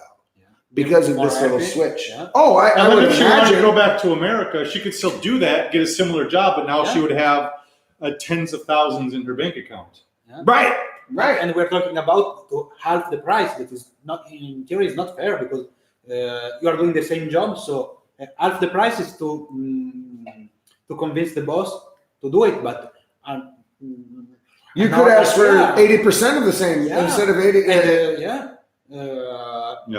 if you can You get could ask for more, 60 grand a year Yeah, instead of yeah. 90. The boss would still be like, Exactly. sure, you know, right. I know, for example, I'm not sure, but in Virgin is works something like this. You are not forced to. You must show to the office, but in the time you want, you need. They don't count the hours that you do, but just the result. That's the point. Right. Yeah. And so that's typically, I mean, that's really how money works. Exactly. Money is an exchange of perceived value. Exactly. And a lot of people get it confused because they work hourly jobs. They think I make this much money because of the hours I work. No, the company is paying you because they expect that within that hour, you're going to provide at least that amount of money worth of value. Exactly. So if you can provide the value without the hours in the job, then you should be able to negotiate the money. Yeah, this is the future of work. This is the future. It's happening already a lot in America Yeah. where because we have so many taxes, when you have an official employee in a company, all of a sudden you have to pay health insurance taxes, FICA taxes. I don't know what other taxes you have to pay as an employer, but employees are expensive, not just the money that you're paying them, but all the benefits that you have to pay and taxes you have to pay. That's why a lot of people are hiring independent contractors. Everyone's going independent contractor now. Yep, right.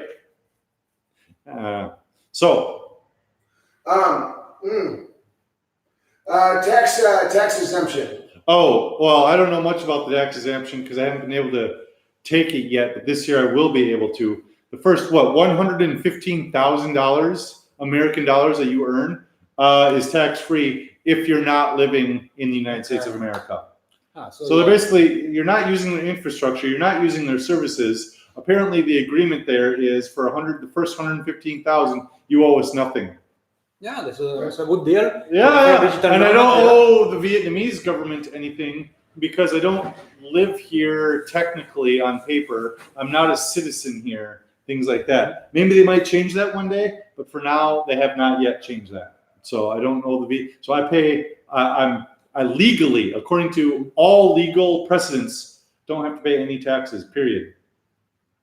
Which is great. Yeah, That's a good start. That's very great. Yeah, this is a big point. Maybe you'll do half your salary. In the case Right, of but then you'll save. save the 33% in taxes, so Yeah, you really so, not yeah. have the salary. So Yeah. Now to pull up a couple real examples, and because the tax thing is an important idea, especially from an American standpoint. This is all the one all I can speak for. Okay, one.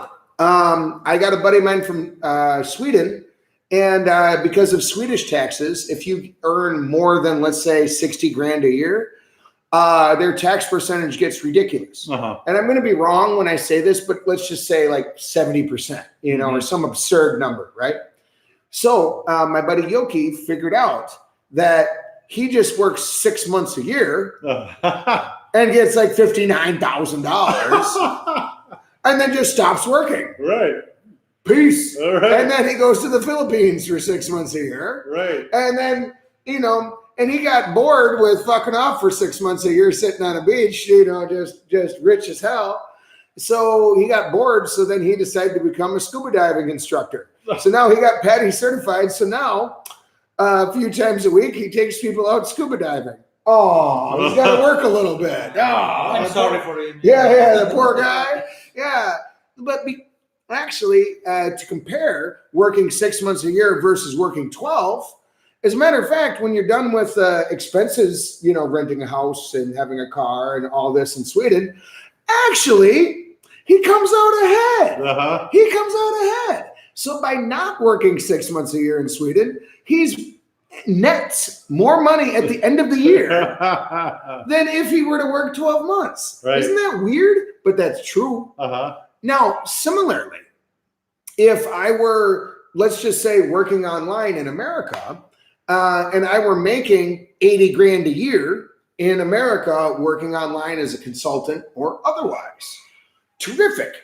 I am subject to American taxes, which would average out to be roughly 35% or so, Mm-hmm. ish, something like that. I'm just And it ballparking. depends how you count taxes and what your income. What you can write off. Because you got sales and- tax, yeah. property tax, and other taxes that are kind of gotchas that you might not think about. Yeah. So, I mean, this isn't cut and dry, but No. let's say roughly 35%, Sure. 40%-ish, we're in the neighborhood. Okay, so far so good. However, if I were to have that identical job and live in Vietnam, well, they have that, again, that tax break, which is to say, if you are an American person and you are out of the country of America for more than, they got a line, it's like 180 days. It's, or if you're out of 200 the country, if you're in the country for 30 days or more, then you owe taxes. But if you're, no. So if you're, so basically if you're only in the country for 29 days, if 29 days is the only length of time you're in the country, then you don't owe taxes. It's more than that, actually. Oh, okay. It's more like 9 months ish. Yeah, I forget if it's 6 or 9 months. Doesn't matter. What does matter is basically they, like you said, they give you your first 115 grand effectively as a write-off. Mm-hmm. I'm not in America anymore. You write off. Now you're still subject to, let's say, Social Security and Medicare, which is still going to be 7.5% to 15%. Fine. But your basic state and federal income taxes will effectively be zero, which is a big deal.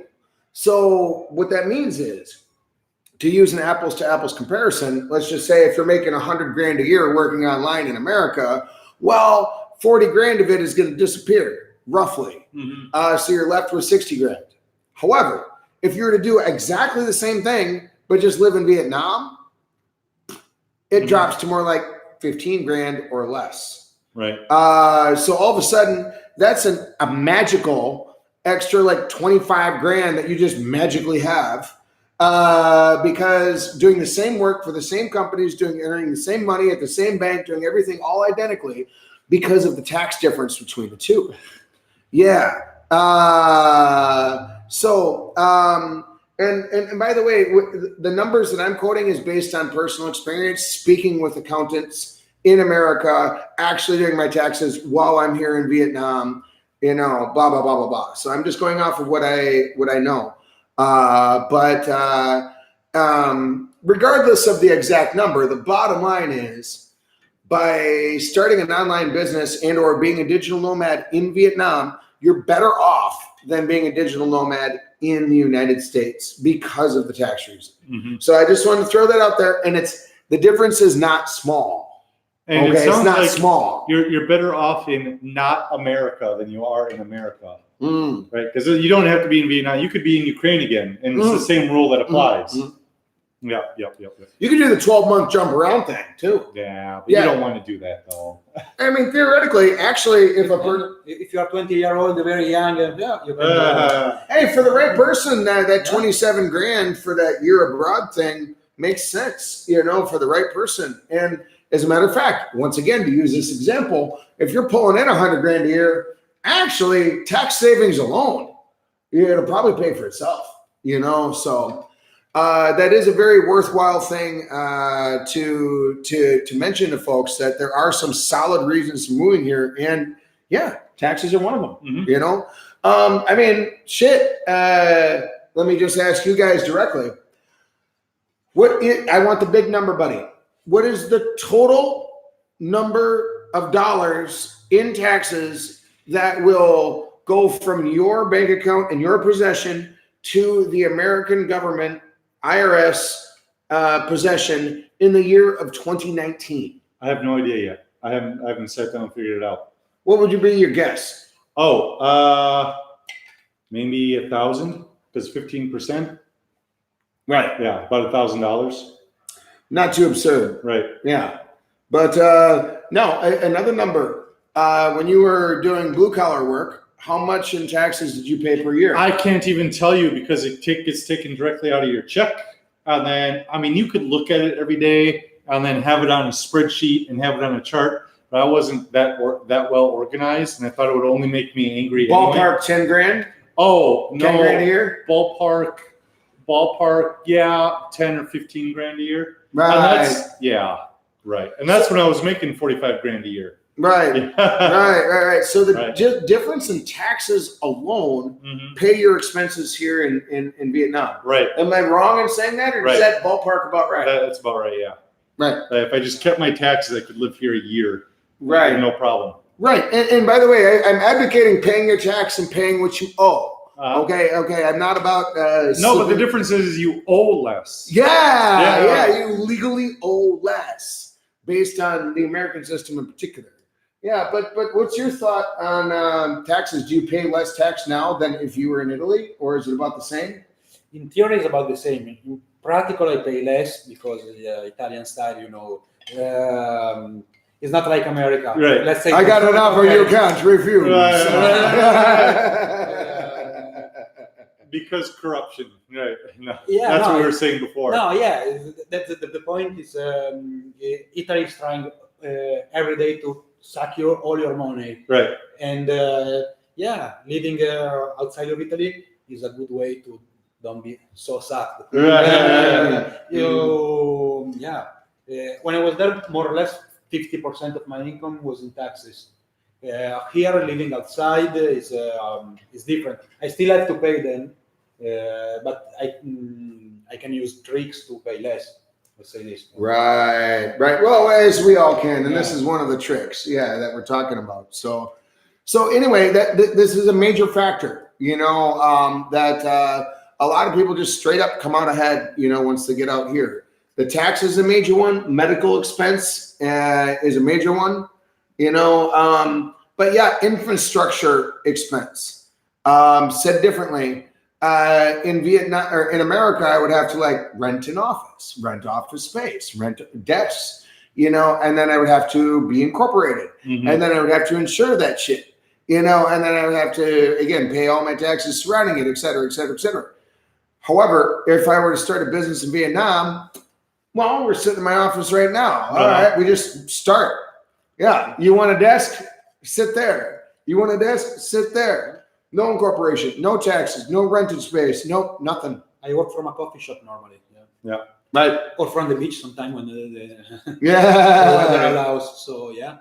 But even if you want an office, I saw around you have co-working space, offices with super cheap to rent. If you want your private stuff, also is very, very small money every month. It's not. That's right.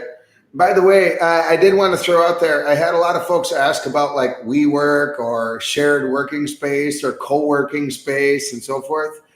But that concept I did want to throw out there makes sense from an American perspective, which what that means is an American person, if you say, hey, we have you can rent just a desk at this place, and then you're working with a bunch of other people that are all from different industries, and you all have desks together and so forth and whatever. All of this makes a lot of sense in America. In fact, there's several viable businesses built around this idea. Great. That doesn't make so much sense in Vietnam, not because people don't work together, but because that's provided for free already. Mm-hmm. In other words, when I sit there and people are like, are there co-working spaces in Vietnam? I'm like, what do you mean? Cafes. Yeah. I'm like, yes. Yeah, exactly. I guess. I'm like, what do you mean? Well, places where people can work together. I'm like, yeah, you mean a cafe? Yeah. Oh, but no, there's a collaborative place where people can have meetings, like a cafe. Right. Yeah, but Brad, they have drinks and food and fridges, and then you can pay using your smartphone automatically, so that and like a cafe. Right. Yeah, but no, they got fast Wi-Fi and basically what they're saying is co-working spaces, but only the coworkers are allowed in. Yeah. They want to keep other public people out. That's the only difference. Yeah, but it can be a big difference because I don't go to co-working space. I don't want to pay to stay in a place but I can see in a cafe. Normally in Da Nang you have a lot of cafes that are actually co-working space because you can distinguish. You have the soft music table with the plugs and stuff. So and people go there and work. But every day there are a group of normally Chinese people that don't understand the fact that the people is working, start arriving there, start shouting and screaming and disturbing. So all the people go away because it's impossible to concentrate with them. This is the big difference in co-working space. Okay, if the people were polite, this doesn't matter. But the people is not polite, so at least once a day, some jackass doing noise and disturbing everyone else arrives in the cafe. In co-working space, it's supposed not to. There's a difference. It can be huge. Because more than once I was forced to leave the cafe, go work somewhere else, or I need to kick their ass. Yeah. And they were bigger than me. And you don't want an Italian ass whooping. Yeah. He's without his crew. Right. Yeah. Well, in short, I guess the bottom line is there is ample places to work in Vietnam. It's very easy. Like, can you remember the last 5 times that you were distressed because there was no Wi-Fi or phone signal available? Do you remember the last 5 times in this country? No. Okay, has that happened 5 times in total in the last 2 years ever? Or I was maybe, but you're like at a national park by a waterfall or in a cave or something like that. You're deliberately going out into nature in a really remote spot. So maybe there's been 5 times. Yeah, I'm still but going 3G. It wasn't a surprise any time. Yeah. On purpose, Right. So compared to Italy, would you say that Vietnam has more Wi-Fi capability, cell phone capability, data, everything? Not point of comparison. I remember being in Minneapolis, downtown Minneapolis, at a nightclub with no cell phone signal. Because they just didn't have because just because. We need that happens a lot. Here, all of the Wi-Fi stuff is way better. You take a taxi. Right. They got a Wi-Fi in the taxi. Not Right. compared to in this aspect, Italy is the third world. This is the first world.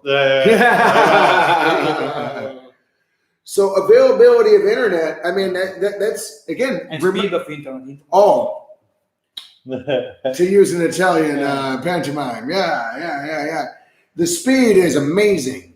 Yeah, I could stream HD video from a taxi cab off the taxi cab's Wi-Fi. Yeah. Right. Yeah.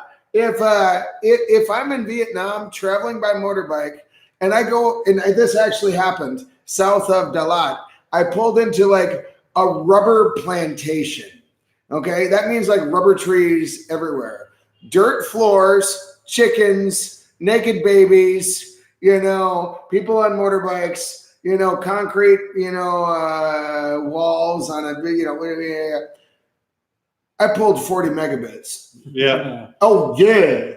If I pulled 10 megabits, I'd be like, what gives? I would have been surprised because in Vietnam, internet is everywhere. Everywhere. I think in all Southeast Asia, it's like this. Malaysia is like this. Thailand is like this. No, Cambodia less, but yeah, it's quite serious in Asia. Internet. Oh yeah. For the fact that you said before, maybe everybody has 2 phones is like a very big deal. The phone is. Yeah. Certainly. So hey, we'll wrap up kind of soon here, but we covered a lot of ground here so far, gentlemen. And some big points are to kind of summarize the big, huge main points. One big summary point would be if you want to be a digital nomad and you want to be location independent, you want to make that leap. Coming to Asia is a good idea because cost of living is low. Internet is everywhere. Data is everywhere. And collaborating with and working with the local Vietnamese people is in your favor. There are people that can help you make money here. And collaborating with other expats that are also here can help you make money. And you can make partners here that would be impossible in your hometown. And so overall, if you want to be a digital nomad coming to Vietnam, these are 5 reasons why it would be a good idea. But what do you think? To kind of summarize everything, what are the big takeaways here today? Yep, and don't worry so much about the technique of how you're actually going to make the money.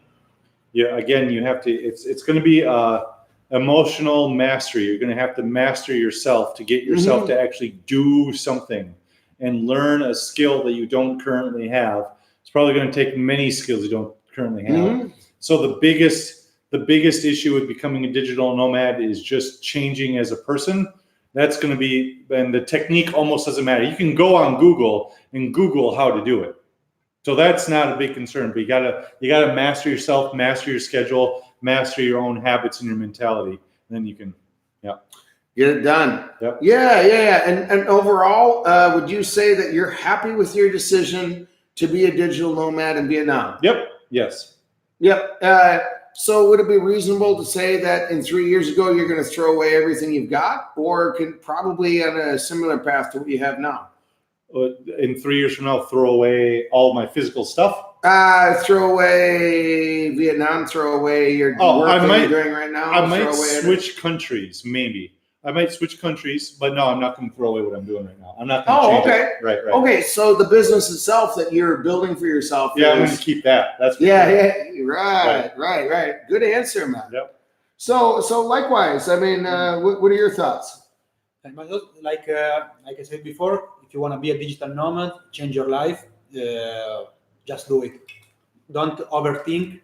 Don't be too afraid, and try. Do it. And I'm very happy about my life right now. Like Travis said, I don't know if I'm gonna be here in Vietnam or in another place in 5 years, but for sure I will not come back to my old life. Right. My work 9 to 5. No, absolutely. It's not an option right now. It's so better this type of life. Maybe I can have downside, maybe I can fail, maybe, I don't know, everything is possible. But still, I will try again and again and again, because this is my life, this is how I am. Amen. And I wanted to throw out there too, by the way, it's difficult for me to describe what I personally do, because I'm literally doing 30 different things at the same time. You know, in other words, oh, Brad, you're just a freelancer who does logo design. I'm like, no. But if someone asks, sure. Hey, but you're an MC. Sure. Right. If someone asks, but no. You're a website promoter. Sure, but no. You're a tour guide. Yeah, and no. Yeah. Shit. If there's money to be made, I'll do it. Yeah, let's get after it. In other words, the important takeaway too that I want to underscore is you don't need to pick one career. You don't need to pick one job and one specialty and one thing that you do. And you certainly don't need to work for one company with one boss. I'd recommend not working for one company with one boss. Right. You can get fired and they can let you go or whatever. And you're fucked. Yeah. Right. But still, like I said before, I don't recommend it. I don't want this for me. But if somebody is feel more comfortable doing this, start doing this. It's better than nothing. It's better than nothing. Yeah. You start like this, and you discover that you can work without your company, your boss, and you will do it in the future. But every person is different.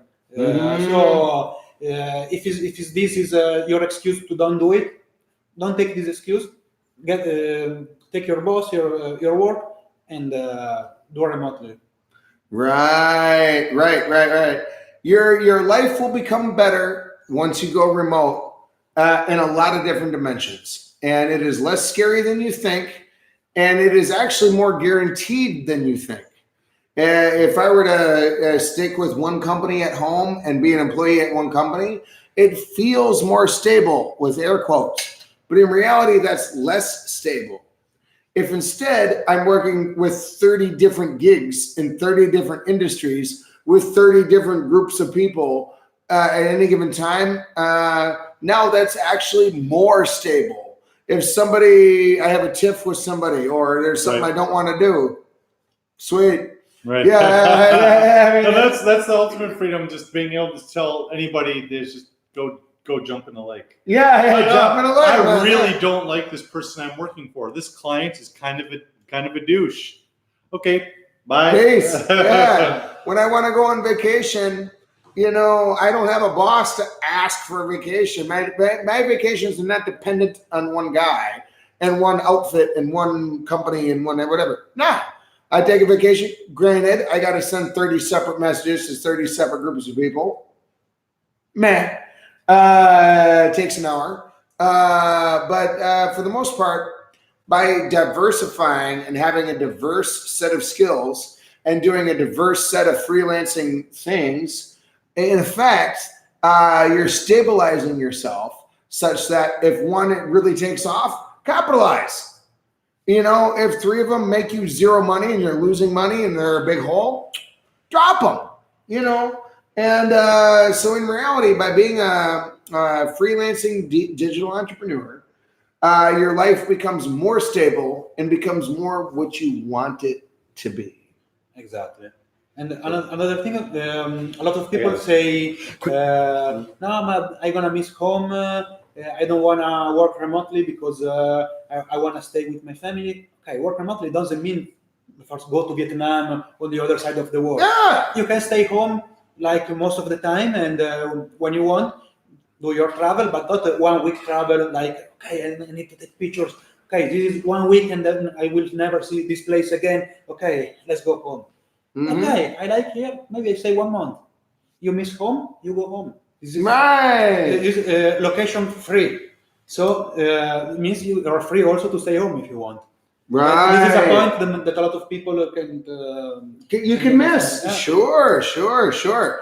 And this actually happened in my own case. I went back to America for the first time in 3-4 years. Yeah. I mean, some of the people I work with online, consulting or, culture or whatever I do. Oh, yeah. I continued like normal. Yeah. I mean, there was like a 2-day gap when I was in a plane. But other than that, no, we picked up where we left off. In other words, other than a little gap here and there for a day here and there while I'm traveling, my life is kind of the same. They could give a damn. Are you in Vietnam right now? Or are you in America right now? Are you in Europe right now? They don't really care. Do you give me the information I need? Can you get the job done? Yes and yes. Sweet. Yeah. Similarly, your clients and the people that you consult with, they don't care. If they don't care.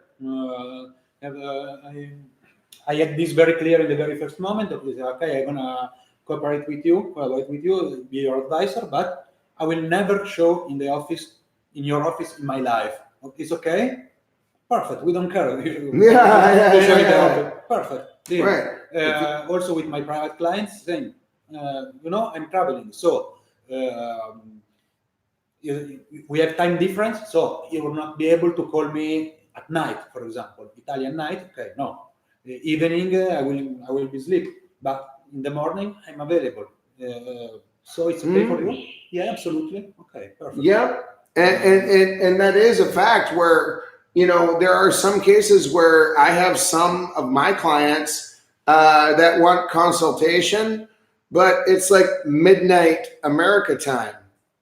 Oh, yeah. Who else are you gonna call? Nobody. But for me, it's like whatever, 11 a.m. I'm just sitting in my office anyway. I'm having breakfast.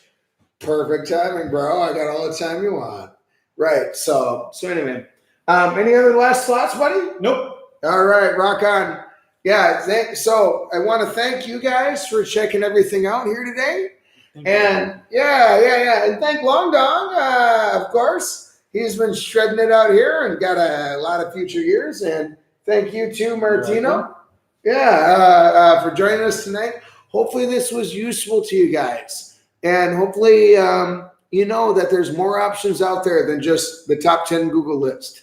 There's a lot of things you can do with your life. And all 3 of us want to do this live stream for free to just tell people, invite you, please think it a little deeper on life, and do what you want to do.